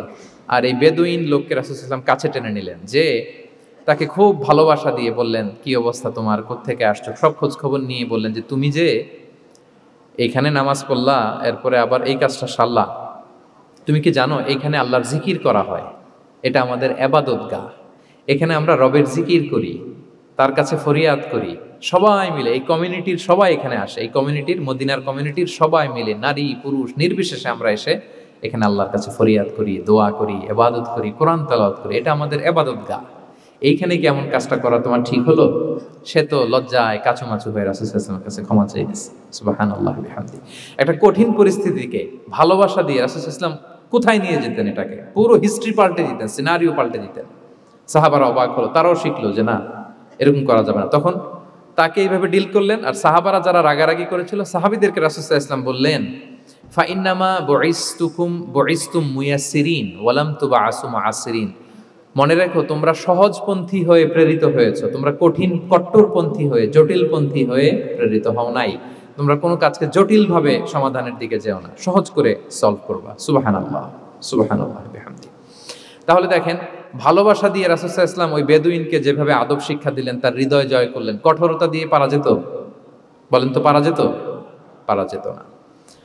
তো 6 নাম্বার দাওয়া মেথোডোলজি হচ্ছে দাওয়া should be full of love, full of love, full of well wishes. আপনি শুভকামনা, ভালোবাসা, এটা দিয়ে আপনি মানুষের হৃদয়ে যতটুকু জায়গা পাবেন, কঠোরতা দিয়ে পাবেন না। আরেকটা ছোট্ট উদাহরণ দেই। সুমামা ইবনে উসাল রাদিয়াল্লাহু তাআলা আনহু, উনি ইয়ামামার অধিপতি ছিলেন। রাসূল সাল্লাল্লাহু আলাইহি ওয়াসাল্লামকে হত্যা করতে এসেছিলেন গোপনে। কি করতে? হত্যা করতে। কি করতে বলেন সবাই? হত্যা করার জন্য এসেছিলেন। কিন্তু দুর্ভাগ্যক্রমে হত্যা করতে এসে সে ধরা পড়ে গেছে সাহাবীদের হাতে, হত্যার করতে পারে নাই সুমামা ইবনে উসাল। তো সাহাবীরা তাকে ধরে মসজিদে নববীর পিলারের সাথে বেঁধে রাখলো, বেঁধে রাসূল সাল্লাল্লাহু আলাইহি ওয়াসাল্লামকে ডাকলো। তারা বলল যে ইয়া রাসূলুল্লাহ, দেখেন ইয়ামামা থেকে আসছে সুমামা ইবনে উসাল আপনাকে হত্যা করবার জন্য, তাকে আমরা ধরে ফেলেছি, আমরা বেঁধে রেখেছি। রাসূল সাল্লাল্লাহু আলাইহি ওয়াসাল্লাম তার কাছে যে তার খোঁজ খবর নিলেন প্রথম দিন, এবং তার সামনে যথারীতি তাওহীদ এবং রিসালার দাওয়াত দিলেন। ফিরে আসলেন, ফিরে এসে সাহাবাদেরকে বললেন, তোমাদের ঘরে ভালো রুটি আছে কার কাছে? রুটির কালেকশন, আটা পিষে রুটি বানাতে পারবে। একজন বলল আমি। বললো যে এটা সুমামাকে দিয়ে আস। তো দিয়ে আসলো। আরেকজন বললো ভালো তাজা খেজুর আছে কার কাছে? এক সাহাবী বললেন আমার কাছে। রাসূল ইসলাম বললেন যাও, এটা সুমামাকে দিয়ে আসলেন। এরপরের দিন রাসূল ইসলাম যে আবার ইসলামের সৌন্দর্য, মাহাসিন আহকামি শারিয়া, ইসলামী শারিয়ার যে বিউটি অফ ইসলাম, এটা তুলে ধরলেন, ইসলামের যৌক্তিকতা তুলে ধরলেন। সে অবাক হতে লাগলো যে কিরে, যুদ্ধবন্দীদের সাথে মুহাম্মদ সাল্লাল্লাহু আলাইহি ওয়াসাল্লাম এবং তার অনুসারীরা এরকম আচরণ করে? সে তো যুদ্ধবন্দী, এত সুন্দর আচরণ। তাকে আবার ইসলামের সুশীতল বাণীগুলোর প্রতি আহ্বান করে রাসূল ইসলাম বাড়িতে এসে এবার নিজের যে উট আছে, উটকে যে পালে, সে রাখালকে বলল তুমি উটের দুধ দহন করে তাকে কিছু দুধ দিয়ে আসো। সুবহানাল্লাহ। আসছিল রাসূল সাল্লাল্লাহু আলাইহি ওয়াসাল্লামকে কি করতে? হত্যা করতে। তো তাকে ওটের গরম দুধ দিয়ে আসা হলো, সে পেট ভরে খেলো। তৃতীয় দিন এবার রাসূল সাল্লাল্লাহু আলাইহি ওয়াসাল্লাম যে ইসলামের যে ভবিষ্যৎ, ইসলাম মানলে যে জান্নাতে থাকা যাবে, এগুলো সব বললেন এবং তাকে আরো অনেক মেহমানদারি করলেন, আপ্যায়ন করলেন। 3 দিন যখন রাসূল সাল্লাল্লাহু আলাইহি ওয়াসাল্লাম ইসলামকে তার সামনে এভাবে প্রেজেন্ট করলেন, আপ্যায়ন করলেন, ভালো আচরণ দেখালেন, সে অবাক হয়ে গেল। আল্লাহ তাআলা তার হৃদয়টাকে নূর দিয়ে আলোকিত করে দিলেন। 3 দিন পর রাসূল সাল্লাল্লাহু আলাইহি ওয়াসাল্লাম সাহাবীদেরকে ডেকে বললেন, যাও সুমামা ইবনে উসালের হাত পাগুলো যে রশি দিয়ে বেঁধে রেখেছো ছেড়ে দাও, রশিগুলো খুলে দাও। সাহাবারা বলেন কি ইয়া রাসূলুল্লাহ, সে তো খুনি, সে সুযোগ পেলেই তো অ্যাসাসিনেট করতো, তার হাতের রশি খুলে দিত, আপনাকে মেরে ফেলবে। আল্লাহ রাসূল সাল্লাল্লাহু আলাইহি ওয়াসাল্লাম বললেন, না, আমি যা জানি তোমরা সেটা জানো না, যেটা বলেছি তাই করো। মসজিদে নববীর পিলারের সাথে তাকে যে বেঁধে রেখেছো, রশি খুলে দাও, হাত পা খুলে দাও। আল্লাহর হাবিব সাল্লাল্লাহু আলাইহি ওয়াসাল্লামের নির্দেশ মোতাবেক সাহাবারা ওনার হাত খুলে দিলেন, পা খুলে দিলেন। সুমামা ইবনে উসাল কারোর সাথে কথা না বলে, তার বাড়ি তো ইয়ামামা, সেখানেও ফিরে গেলেন না, অন্য কোনো শহরেও গেলেন না। তিনি মদিনা থেকে অনতি দূরে একটা খেজুরের বাগান আছে, ওখানে কুয়া আছে, উনি যে ওই কুয়ার পানি দিয়ে গোসল করলেন। গোসল করে পবিত্র হয়ে মসজিদে নববীতে রাসূল সাল্লাল্লাহু আলাইহি ওয়াসাল্লামের কাছে ফিরে আসলেন, আর এসেই ঘোষণা দিলেন, আশহাদু আল্লা ইলাহা ইল্লাল্লাহ ওয়া আশহাদু আন্না মুহাম্মাদার রাসূলুল্লাহ। সুবহানাল্লাহ, সুবহানাল্লাহ। তিনি বললেন যে আমি সাক্ষ্য দিচ্ছি আল্লাহ ছাড়া কোনো ইলাহ নেই, আরো সাক্ষ্য দিচ্ছি যে মুহাম্মদ আপনি আল্লাহর প্রেরিত বান্দা এবং রাসূল। এবার তিনি বললেন, মুহাম্মদ, আপনার চেহারার চাইতে অপছন্দের চেহারা পৃথিবীতে আর দ্বিতীয়টা আমার কাছে ছিল না, কিন্তু আজকের পর থেকে আপনার চেয়ে প্রিয় চেহারা, আপনার চেহারার চেয়ে প্রিয় কোনো চেহারা আমার কাছে আর নাই। ইসলামের চেয়ে অপছন্দনীয় ধর্ম আমার কাছে আর ছিল না, কিন্তু আজ থেকে ইসলামের চেয়ে পছন্দনীয় কোনো ধর্ম আমার কাছে নাই। মদিনার চেয়ে অপছন্দের শহর আমার কাছে ছিল না, তো আজ থেকে মদিনার চেয়ে কোনো প্রিয় শহর আমার কাছে নাই। সুবহানাল্লাহ। উনি গমের বড় ডিলার ছিলেন, গম ব্যবসা করতেন। উনার থেকে গম নিয়ে মক্কায় মুশরিকরা চলতো। তিনি ঘোষণা দিলেন, আজকে থেকে আমার এলাকার কোনো গম মক্কায় যাবে না। এবার মক্কাবাসী পড়ছে বিপদে, গম ছাড়া তো তারা খেতেও পারবে না। তারা আল্লাহর হাবিব সাল্লাল্লাহু আলাইহি ওয়াসাল্লামের কাছে চিঠি লিখে পাঠালেন যে, মুহাম্মদ, তোমার এই যে নতুন অনুসারী, সে যদি গম না দেয় আমাদের তো অবস্থা খারাপ। তুমি দয়া করে এই গমের সাপ্লাই আবার যাতে সে চালু করে তুমি একটু বলে দাও। আল্লাহর হাবিব সাল্লাল্লাহু আলাইহি ওয়াসাল্লাম আবার সুমামা ইবনে উসালকে বলে দিলেন, আবার সে সাপ্লাই চালু করলো। সুবহানাল্লাহ বিহামদি। এবং তিনি প্রথম তালবিয়া পাঠ করে উমরা করেছিলেন। তাহলে দেখেন, আসলো খুনি হয়ে, আসলো কি হয়ে? খুনি হয়ে, আর ফিরে গেল নবী প্রেমিক হয়ে। সুবহানাল্লাহ। এটা কিভাবে সম্ভব হয়েছে? রাসূল সাল্লাল্লাহু আলাইহি ওয়াসাল্লামের উদারতা, ভালোবাসা। তাহলে আপনি যদি দাওয়ার কথা বলেন আমাকে, দাওয়া should be full of love. কারণ ভালোবাসা দিয়ে যা জয় করা যায়, কঠোরতা দিয়ে সেটা পারা যায়। 7 নাম্বার হচ্ছে, 7 নাম্বার, রাসূল সাল্লাল্লাহু আলাইহি ওয়াসাল্লাম যদি কাউকে কারেকশন করতে চাইতেন, কখনো তাকে অপমান করতেন না, অন্যের সামনে তার নাম নিতেন না, নাম না নিয়ে তাকে শুধরে দিতেন। এটা দাওয়ার আরেকটা মেথোডোলজি। কেউ কোনো ভুল কাজ করলে তার নাম ধরে অন্যের সামনে লজ্জিত করতেন না। আমরা কিন্তু অনেক সময় করে ফেলি, করি না? অন্যের সামনে মানুষকে কারেক্ট করি, এটা ঠিক না। The way he use to correct others, আপনি যদি সিরাতের দিকে তাকান, সুবহানাল্লাহ, কিভাবে উনি অন্যকে কারেকশন দিতেন, নাম উল্লেখ করতেন না। আমরা এটা অনেক ভুল করি। আমি এই জন্য খুব দুঃখিত এবং লজ্জিত। আমাদের দাওয়া অঙ্গনে আপনি ইউটিউব খুললে দেখবেন যে অনেক দায়ীরা, এক দায়ী আরেক দায়ীকে তুচ্ছ-তাচ্ছিল্য করছে, তার নাম নিয়ে তাকে ছোট করা, তাকে খারিজ করা, তাকে নাকচ করা, সে জাহান্নামী, সে কাফের, সব ইসলামের ঠিকাদারি উনি একা নিজে নিয়ে বসে আছে, আর বাকি যা আছে সব খারিজ। এইটা রাসূল সাল্লাল্লাহু আলাইহি ওয়াসাল্লামের দাওয়ার সাথে যায় না। বরং কেউ যদি কোনো ভুল কিছু বলে, ভুল করে, আপনি যদি মনে করেন যে না তার এটা ভুল, আমারটা সঠিক, তো আপনার নিয়ম হচ্ছে আপনি সঠিকটা প্রচার করা। তাহলে কেউ যদি ভুল করে থাকে তারও টনক নড়বে, বাকিরাও সঠিকটা জেনে যাবে। এটা হচ্ছে রাসূল সাল্লাল্লাহু আলাইহি ওয়াসাল্লামের দাওয়া মেথোডোলজি। তিনি কখনো কারো নাম ধরে অন্যের সামনে, মানুষের সামনে তাকে লজ্জা দিতেন না, তাকে কারেক্ট করতে যেতেন না। এটা ছিল রাসূল সাল্লাল্লাহু আলাইহি ওয়াসাল্লামের বৈশিষ্ট্য। আসুন আমরা সিরাত থেকে দেখি, হাদিস থেকে দেখি। আল্লাহর হাবিব সাল্লাল্লাহু আলাইহি ওয়াসাল্লাম উনি রাতে দিনে কি কি আমল করতেন, গোপন আমল, এগুলো জানার জন্য 3 জন সাহাবী রাসূল সাল্লাল্লাহু আলাইহি ওয়াসাল্লামের স্ত্রীদের কাছে গেলেন। যে জিজ্ঞেস করলেন যে আপনারা আমাদেরকে বলুন যে রাসূল সাল্লাল্লাহু আলাইহি ওয়াসাল্লাম রাতে কি আমল করে, দুপুরে কি আমল করে, বিকেলে কি আমল করে। তো আমাদের আম্মা জানেরা, রাসূল সাল্লাল্লাহু আলাইহি ওয়াসাল্লামের প্রিয়তমা স্ত্রীরা বললেন যে উনি রাতে এরকম তাহাজ্জুদ, দুপুরবেলা এরকম তেলাওয়াত, এই সময় নফল নামাজ, এই সময় এটা এটা এটা করে। আল্লাহর হাবিব সাল্লাল্লাহু আলাইহি ওয়াসাল্লামের পুরো আমলের ফিরিস্তি যখন শোনানো হলো, কাআন্নাহুম তাকাল্লুহা, তাদের কাছে এটা একটা কম মনে হলো পরিমাণে, তারা ভাবছিল হয়তো আরো বেশি করে। তখন তাদের একজন বলল, আরে আইনা নাহনু মিন রাসূলিল্লাহ, কই রাসূল সাল্লাল্লাহু আলাইহি ওয়াসাল্লাম, কই আমরা।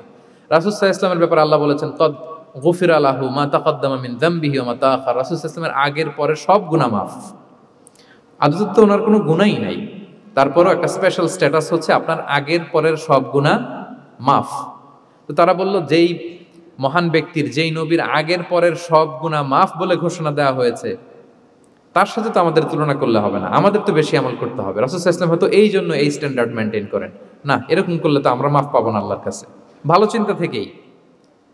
চিন্তা থেকেই তারা ভাবছেন যে না, আমাদের আমল আসলে কম হয়ে যাচ্ছে, বাড়াইতে হবে। রাসূল সাল্লাল্লাহু আলাইহি ওয়াসাল্লামের কথা ভিন্ন, আমাদের বাড়াইতে হবে। তো কি করতে হবে? একজন বলল, আজকে থেকে আমি সারা রাত নফল নামাজ পড়বো, সারা রাত ঘুমাবো না। নিয়ত করে ফেলছে আমি সারা রাত নফল নামাজ, এশার পর থেকে যে নফল শুরু হবে ফজর পর্যন্ত, ঘুমটম নাই। আচ্ছা, গেল। আরেকজন বলল, আমি সারা বছর রোজা রাখবো, কালকে থেকে যে রোজা ধরবো আর ভাঙবো না, সারা বছর। আচ্ছা। আরেকজন বলল, আমার কয়েকজন স্ত্রী আছে, আমি আর স্ত্রীদের কাছে যাব না, আমি এখন থেকে সন্ন্যাসী, বৈরাগী জীবন যাপন করব, আমি আর কোনো নারীর কাছে যাচ্ছি না।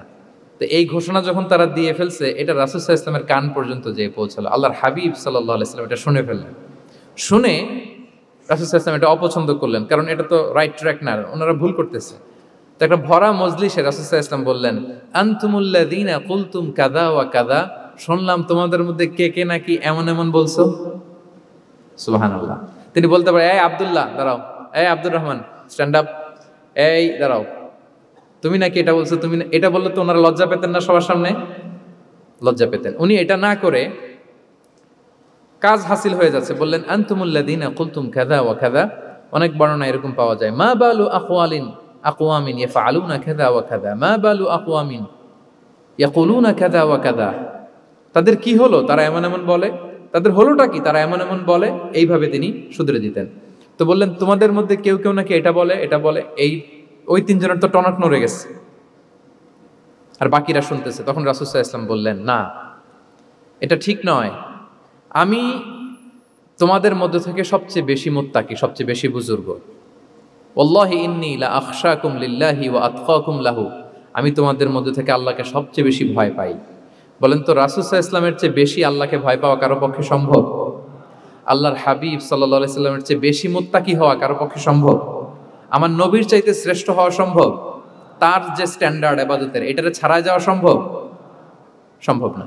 তো তিনি বললেন যে আমি রাত্রিবেলা ঘুমাই আসার পরে, আবার শেষ রাতে তাহাজ্জুদও করি, ঘুমও আছে নামাজও আছে, ব্যালেন্স। আমি সোম বৃহস্পতিতে রোজা রাখি, সপ্তাহের বাকি দিনগুলোতে খাই। আবার আমার অনেক 9 জন স্ত্রী তো অ্যাট এ টাইমে ছিল, আমি স্ত্রীদের সাথে মেলামেশাও করি। তো আমি এগুলো সব ঠিক রেখে আল্লাহর সবচেয়ে প্রিয় মুত্তাকি হইতে সমস্যা হলো না। তোমাদের এত সমস্যা কোথায়? তোমাদের সমস্যা কোথায়? আমার চেয়ে শ্রেষ্ঠ যদি কেউ কিছু করতে চাও, এটা হবে না। আমি হচ্ছি স্ট্যান্ডার্ড। সুবহানাল্লাহ। দেখেন, এইভাবে যখন বললেন, ঠিক করে দিলেন যে তোমরা কে কে জানি এরকম নিয়ত করছো, এটা ভুল করেছো, বরং শুদ্ধ হবে এটা। ওই তিনজনের টনক নড়ে গেছে, তারা শুধরে নিয়েছেন, আর বাকিরা সঠিক মেসেজটা, সঠিক নির্দেশনাটা জেনে গেল। তাহলে ওনাদেরকে কারেকশন করা হয়ে গেছে না অলরেডি? বলেন তো, ওনারা যে ভুল করছে কারেকশন হয়েছে কিনা? কিন্তু তাদেরকে অপমান করা হয়েছে। এই ভুলটা আমরা অনেক সময় করি।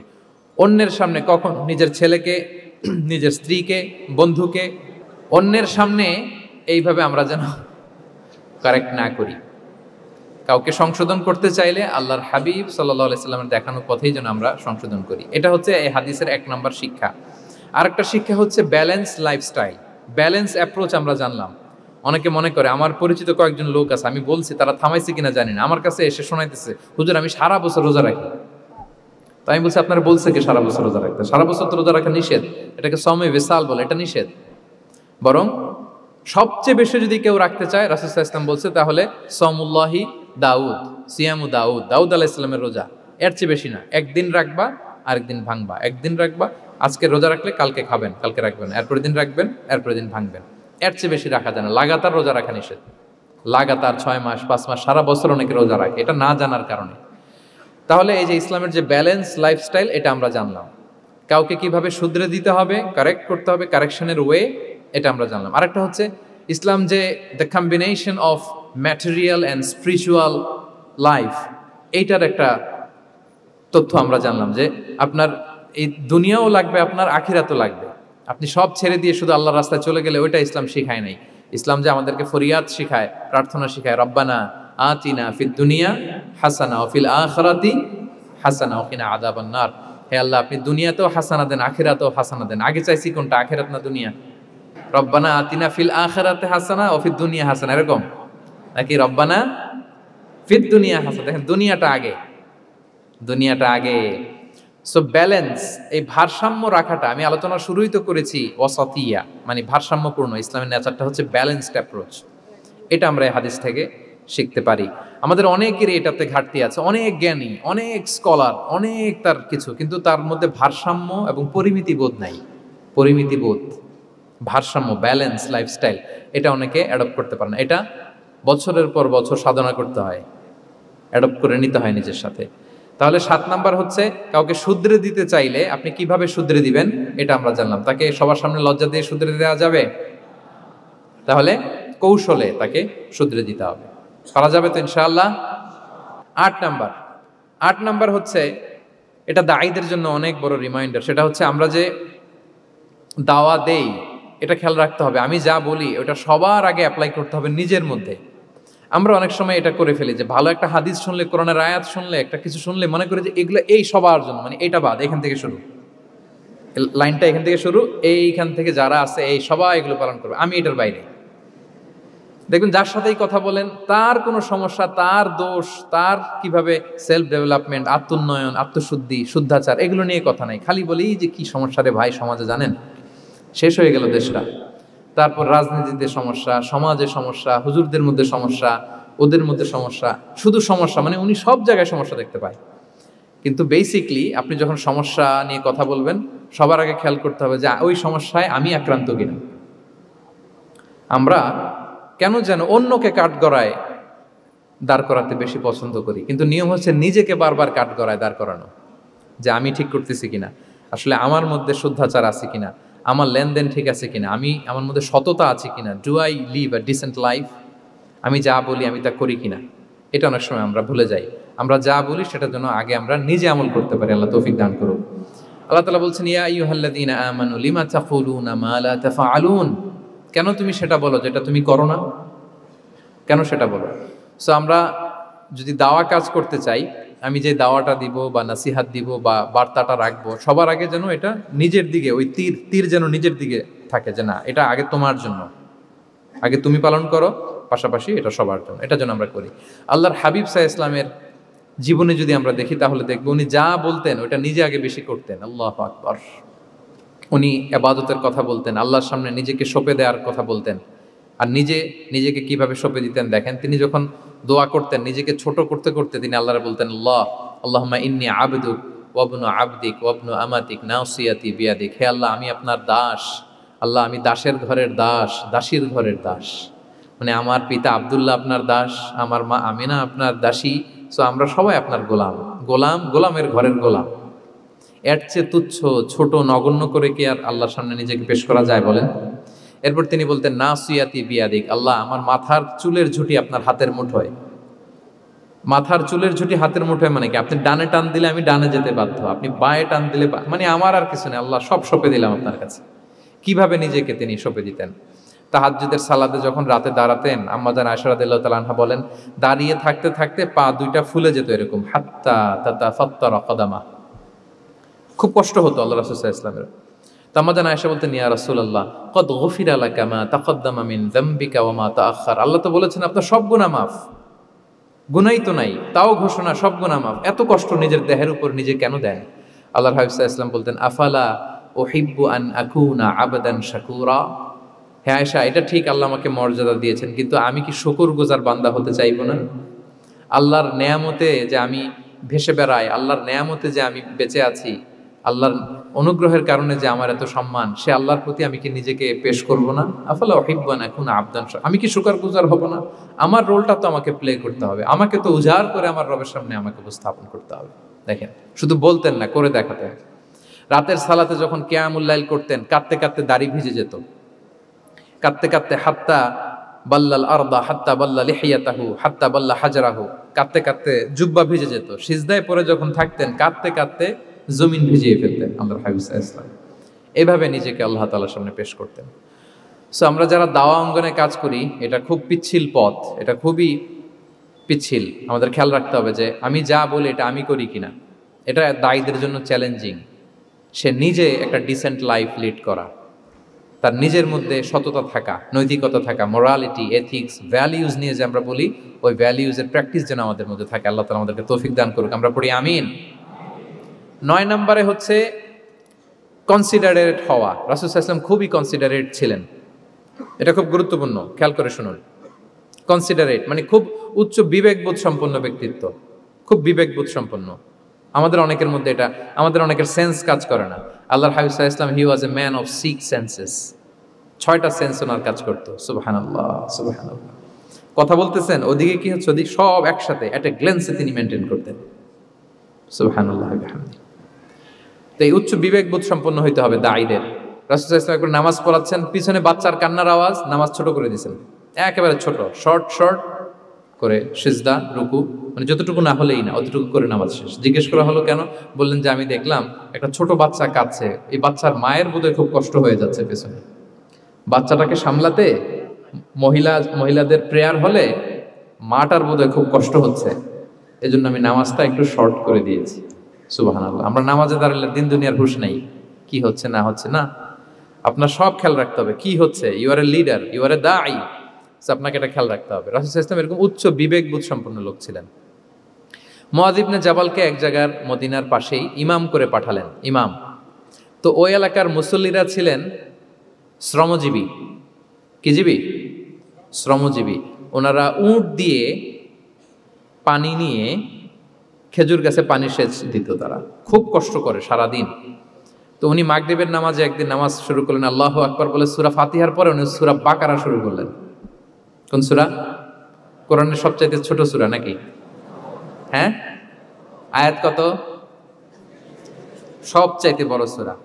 তো উনি হয়তো একটা খুব মানে চিল মুডে আছেন, একটা খুব ভালো মুডে আছেন, এবাদতের একটা মুডে আছেন, উনার আবেগ থেকে উনি হয়তো সূরা বাকারা শুরু করে দিচ্ছেন, তেলাওয়াত করে করে মজা পাচ্ছেন, করতেছেন। কিন্তু পিছনে মুসল্লিরা হচ্ছে শ্রমজীবী, সারাদিন খেতে খামারে খেজুর বাগানে কাজ করে ওনারা নামাজ পড়তেছেন। একদল তো নামাজ ছেড়ে দিছে, ছেড়ে দিয়ে নিজেরা নামাজ পড়ে আল্লাহর হাবিব সাল্লাল্লাহু আলাইহি ওয়াসাল্লামের কাছে যে বিচার দিলেন যে ইয়া রাসূলুল্লাহ, দেখেন এমন একজনকে ইমাম হিসেবে পাঠালেন, উনি মাগরিবের নামাজ শুরু করছে সূরা বাকারা দিয়ে।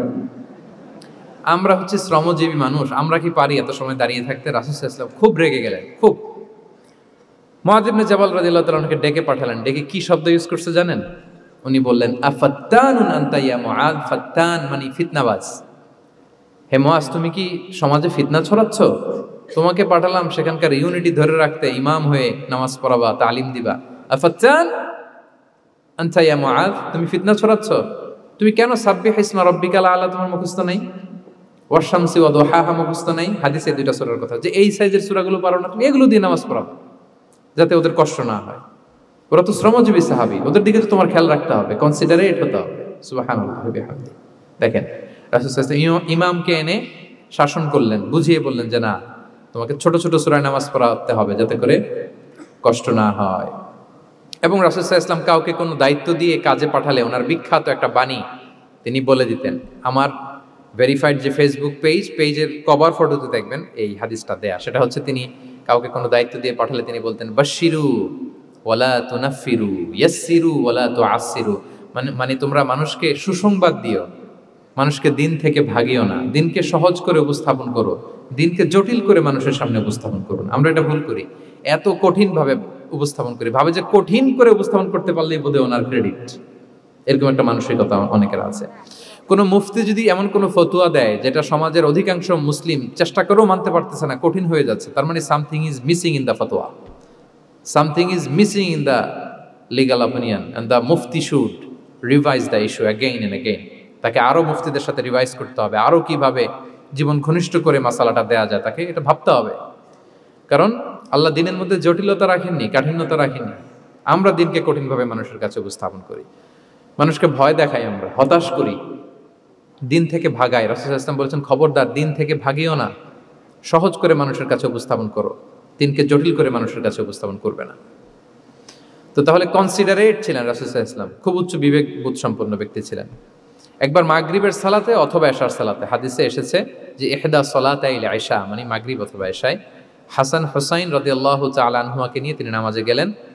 নামাজের এক পর্যায়ে সেজদারত অবস্থায় ওনার নাতি হাসান রাদিয়াল্লাহু তাআলা আনহু ওনার কাঁধের উপরে চেপে বসলেন, দীর্ঘ সেজদা দিলেন। এরপর যখন নামাজ শেষ করলেন, সাহাবারা বললেন, ইয়া রাসূলুল্লাহ, এত লম্বা সেজদা দিতে তো কখনো দেখি নাই, নামাজে কি অসুস্থ হয়ে গেলেন নাকি? অথবা নামাজ চলা অবস্থায় কি কোরআনের আয়াত নাজিল হলো নাকি? রাসূল সাল্লাল্লাহু আলাইহি ওয়াসাল্লাম বললেন, কুল্লু যালিকা লাম ইয়াকুন, একটাও না, বরং ওয়ালাকিন নাবনি ইরতাহালানি, আমার নাতি আমার কাঁধে উঠছিল। ফাকারিহতু আন উআজ্জিলাহু হাত্তা ইয়াকদিয়া হাজাতা, আমি সেজদায় উঠতে গেলেই তো ও যে খেলতেছে এটা ডিস্টার্ব হয়ে যাবে, সো ওর যতক্ষণ না ওর খেলা শেষ না হয় আমি একটু ওয়েট করতেছিলাম। তার খেলাধুলা শেষে তার সময় যখন হয়েছে নেমে গেছে, আমি তখন সেজদা থেকে মাথা উঠিয়েছি। কি কনসিডারেট ছিলেন দেখেন, কি উচ্চ বিবেক বোধ সম্পন্ন, অন্যের যাতে কষ্ট না হয়, অন্যের যে কোনো কনসার্ন, এগুলো সব তিনি খেয়াল রাখতেন। সো দাঈদের এরকম সিক্স সেন্সের অধিকারী হওয়ার চেষ্টা করতে হবে। আল্লাহ তাআলা আমাদেরকে তৌফিক দান করুন। কয়টা গেল? 9টা। আর একটা সর্বশেষ, এটা খুব গুরুত্বপূর্ণ, আপনাদের সাথে খুব রিলেভেন্ট। সেটা হচ্ছে প্রপার টাইমিং ফর দাওয়ার জন্য টাইমিংটা খুব গুরুত্বপূর্ণ। প্রপার টাইমে যদি দেন ওটা ক্লিক করবে, ওটা স্পার্ক করবে। আর যদি সময় মতো না হয় ওটা কাজ করবে না। প্রপার টাইমে প্রপার দাওয়াটা দিতে হয়, সঠিক সময়ের অপেক্ষা করা, যখন সেই সময়টা আসছে তখন দাওয়া দেওয়া। বুঝতে পেরেছেন না ব্যাপারটা? একটা ছোট্ট উদাহরণ দেই। এক ইহুদি কিশোর রাসূল সাল্লাল্লাহু আলাইহি ওয়াসাল্লামের খেদমত করতো। ইহুদি কিশোর, কোন ধর্মের কিশোর বলেন তো? ইহুদি কিশোর। প্রায় আসতো রাসূল সাল্লাল্লাহু আলাইহি ওয়াসাল্লামের কাছে, আসতো রাসূল সাল্লাল্লাহু আলাইহি ওয়াসাল্লামের সেবা করতো, কিন্তু তাকে কখনো রাসূল সাল্লাল্লাহু আলাইহি ওয়াসাল্লাম দিনের দাওয়াত দেন নাই। ছেলেটা ইহুদি, কিন্তু তার সামনে কখনো দিনের দাওয়াত তিনি দেন নাই। তো একদিন দেখে যে ওই ছেলে আসে না, লাগাতার এরকম কয়েকদিন যাবত ওই ছেলে আর আসে না। তখন রাসূল সাল্লাল্লাহু আলাইহি ওয়াসাল্লাম খোঁজ নিলেন যে কি হয়েছে। তখন রাসূল সাল্লাল্লাহু আলাইহি ওয়াসাল্লাম শুনতে পেলেন যে ছেলেটা অসুস্থ। ছেলেটা কি অসুস্থ? আল্লাহর হাবিব সাল্লাল্লাহু আলাইহি ওয়াসাল্লাম তার বাসায় গেলেন, যে দেখলেন যে ইহুদি ছেলেটা বিছানায় পড়ে কাতরাচ্ছে, পাশে ছেলেটার বাবা। রাসূল সাল্লাল্লাহু আলাইহি ওয়াসাল্লাম তার মাথায় হাত বুলিয়ে দিলেন, তার খোঁজ খবর নিলেন। এবার রাসূল সাল্লাল্লাহু আলাইহি ওয়াসাল্লাম বললেন আসলিম, মানে ইসলাম ধর্ম গ্রহণ করো। ফানাযারা ইলা ওয়াজহি আবি, ইহুদি ছেলেটা তার বাবার চেহারার দিকে তাকালো যে দেখি আব্বা কি বলে। বাবা যেহেতু দাঁড়ায় আছে, ফানাযারা ইলা ওয়াজহি আবি, বাবার চেহারার দিকে মুমূর্ষ ছেলেটা বাবার চেহারার দিকে তাকালো। তো বাবা বলল আতি আবুল কাসিম, মানে আবুল কাসিম যা বলে তাই শোনো। রাসূল সাল্লাল্লাহু আলাইহি ওয়াসাল্লামের বড় ছেলের নাম ছিল কাসিম, ফলে ওনাকে আবুল কাসিম বলে মদিনাতে ডাকা হতো। আমাদেরও তো বড় ছেলে বা বড় মেয়ের নাম ধরে ডাকে না? ধরেন যে আপনার বড় ছেলের নাম আব্দুল্লাহ, তো আপনারা বলে আব্দুল্লাহর বাবা। রাসূল সাল্লাল্লাহু আলাইহি ওয়াসাল্লামকে মদিনায় বলা হতো কাসিমের বাবা। তো ছেলেটা যখন বাবার চেহারার দিকে তাকালো, বাবা বলল আতি আবুল কাসিম, তুমি আবুল কাসিমের অনুসরণ করো, যা বলে তাই শোনো। ছেলেটা তখন পড়তে আরম্ভ করলো আশহাদু আল্লা ইলাহা ইল্লাল্লাহ ওয়া আশহাদু আন্না মুহাম্মাদুর রাসূলুল্লাহ, মানে মুসলিম হয়ে গেল। রাসূল সাল্লাল্লাহু আলাইহি ওয়াসাল্লাম ইহুদিদের ঘর থেকে বের হয়ে আসলেন আর বললেন আলহামদুলিল্লাহিল্লাযী আনকাযাহু মিনান নার, বুখারীর বর্ণনা। প্রশংসা সে আল্লাহর, যে আল্লাহ এই ছেলেটিকে জাহান্নাম থেকে মুক্তি দিয়ে জান্নাতি বানিয়ে নিল। দেখেন রাসূল সাল্লাল্লাহু আলাইহি ওয়াসাল্লাম একটা প্রপার টাইমিং এর অপেক্ষা করতেছিলেন। এতদিন রাসূল সাল্লাল্লাহু আলাইহি ওয়াসাল্লামের ঘরে যে ইহুদি কিশোর খেদমত করে, কাজ করে দিয়ে আসে, একদিনও দাওয়াত দেয় না। রাসূল সাল্লাল্লাহু আলাইহি ওয়াসাল্লাম একটা ভালো সময় খুঁজতেছিলেন। শুরুতেই যদি দাওয়াত দেয়, ওই ছেলে আশাই বন্ধ করবে, ভাববে খাইছে, আমার তো ধর্মান্তরিত করতে চায়। ঠিক কিনা বলেন? যে আমার একটা ফেইথ আছে, সে তো আমার ফেইথ কেড়ে নিতে চায়, বা তার বাবাও ভয় পাবে। রাসূল সাল্লাল্লাহু আলাইহি ওয়াসাল্লাম যখন অনেকদিন তার সাথে মিশলেন, রাসূল সাল্লাল্লাহু আলাইহি ওয়াসাল্লামের ব্যক্তিত্ব, রাসূল সাল্লাল্লাহু আলাইহি ওয়াসাল্লামের কথা বার্তা, আচরণ, মানসিকতা সব দেখে যখন এই ইহুদি ছেলে তার বাবা ইমপ্রেসড, এবং ছেলেটা শুয়ে আছে বিছানায় মুমূর্ষ, এই প্রপার একটা টাইমিং এর অপেক্ষায় রাসূল সাল্লাল্লাহু আলাইহি ওয়াসাল্লাম ছিলেন। যখনই সেই সময়টা এসেছে, রাসূল সাল্লাল্লাহু আলাইহি ওয়াসাল্লাম দাওয়াত দিলেন, মুহূর্তের মধ্যে ক্লিক। আল্লাহু আকবার। এই প্রপার টাইমিং এর অপেক্ষা আমাদেরকে করতে হবে। এই সুযোগটা কিন্তু আপনাদের আছে। আমি শুরুতেই বলেছি যে ডক্টর যারা, তাদের কাছে মানুষ কখন আসে? সুদিনকালে না দুর্দিনকালে? বলেন, তার বিপদ এর চেয়ে বড় বিপদ নাই। ক্যান্সার নিয়ে আসছে, ডায়াবেটিক্স নিয়ে আসছে, অসুস্থ, অসহায়, মানে ভাবখানা এমন, আপনি ছাড়া তার আর কোনো গতি নেই। ঠিক কিনা বলেন? এই প্রপার টাইমে যখন আপনি মনে করবেন যে now it's high time to give দাওয়া, জাস্ট ডু ইট। যখন মনে করবেন যে না এখন একটা সুন্দর সময়, এখন বললে এটা কাজে দিবে, ওই সময়টাকে আপনি কাজে লাগান। তাহলে দাওয়া মেথোডোলজি সর্বশেষ পয়েন্ট হচ্ছে প্রপার টাইমিং ফর দাওয়া। যখন দাওয়া দিলে কাজে লাগবে, ঠিক তখন দিতে হবে। কি পারা যাবে তো ইনশাআল্লাহ? আল্লাহ তাআলা আমাদের সবাইকে তৌফিক দান করুন। তাহলে প্রিয় ভাইয়েরা, আমি একটু রিভাইজ করি আপনাদের সাথে কি কি নিয়ে কথা বললাম। প্রথমে আমরা বলেছি যে আমাদের মধ্যমপন্থী হইতে হবে, বাড়াবাড়িও করা যাবে না, ছাড়াছাড়িও করা যাবে না। আমরা কোথায় থাকবো? মাঝামাঝি। এরপরে আমরা বললাম ওরাল দাওয়ার চেয়ে প্র্যাকটিক্যাল দাওয়া, লিভিং দায়ী হইতে পারলে ওইটার ইফেক্ট অনেক বেশি। এরপর আমরা আল্লাহর হাবিব সাল্লাল্লাহু আলাইহি ওয়াসাল্লামের সিরা এবং সুন্নাহ থেকে 10টা মেথোডোলজি, দাওয়া মেথোডোলজি আলোচনা করেছি। তার প্রথমটা ছিল ভেরি সফট অ্যান্ড মাইল্ড, দাওয়া ল্যাঙ্গুয়েজটা সফট অ্যান্ড মাইল্ড হতে হবে। 2 নাম্বার, কোশ্চেন থ্রো করতে হবে অ্যাটেনশন ড্র করার জন্য। 3 নম্বরে visual explanation to make the দাওয়া মোর ইফেক্টিভ অ্যান্ড প্রোডাক্টিভ। তারপরে 4 নাম্বার, গ্রাজুয়ালিটি, ধীরে ধীরে ধাপে ধাপে, একবারে সব চাপিয়ে দেওয়া যাবে না। 5 নম্বরে ইমোশনাল ইন্টেলিজেন্স ইউজ করতে হবে। 6 নম্বরে ফুল অফ লাভ, দাওয়া should be full of love. 7 নম্বরে কাউকে শুধরে দিতে চাইলে লজ্জা দিয়ে অন্যের সামনে শুধরে দেওয়া যাবে না, রাসূল সাল্লাল্লাহু আলাইহি ওয়াসাল্লাম যেভাবে শিখিয়েছেন ওইভাবে কারেক্ট করতে হবে। 8 নম্বরে দাওয়া should be applied in yourself, আগে নিজের মধ্যে। 9 নম্বরে কনসিডারেট হইতে হবে, উচ্চ বিবেক বোধ সম্পন্ন। 10 নম্বরে প্রপার টাইমিং, ঝোপ বোঝে কোপ, বাংলা একটা কথা বলে না, কি বলে? ঝোপ বোঝে, তার মানে সময় মতো, সময়ের 1/4, অসময়ের সময় মতো। যখন আপনি মনে করবেন it's high time to give দাওয়া, ডু ইট, এটা করেন। এইভাবে আল্লাহ রাসূল সাল্লাল্লাহু আলাইহি সাল্লামের দাওয়া মেথোডোলজি ফলো করে যদি আমরা দাওয়া কাজ করি, দাওয়াটা প্রোডাক্টিভ হবে এবং খুব ইফেক্টিভ হবে। আশা করি আল্লাহর হাবিব সাল্লাল্লাহু আলাইহি ইসলামের এই যে দাওয়া মেথোডোলজি, এবং এটা কিভাবে আমাদের সাথে রেলেভেন্ট হতে পারে, কিভাবে এটাকে আমরা ইফেক্টিভ করতে পারি আর প্রোডাক্টিভ করতে পারি, এ ব্যাপারে আপনারা একটা মোটামুটি ধারণা পেয়েছেন। আল্লাহ তাআলা আমাদের সবাইকে কথাগুলো বুঝার ও আমল করার তৌফিক দান করুক। হাযা মা ইনদি ওয়াল ইলমু ইনদাল্লাহি আলাইহি তাওয়াক্কালতু ওয়া ইলাইহি উনীব। আসসালামু আলাইকুম ওয়া রাহমাতুল্লাহি ওয়া বারাকাতুহু।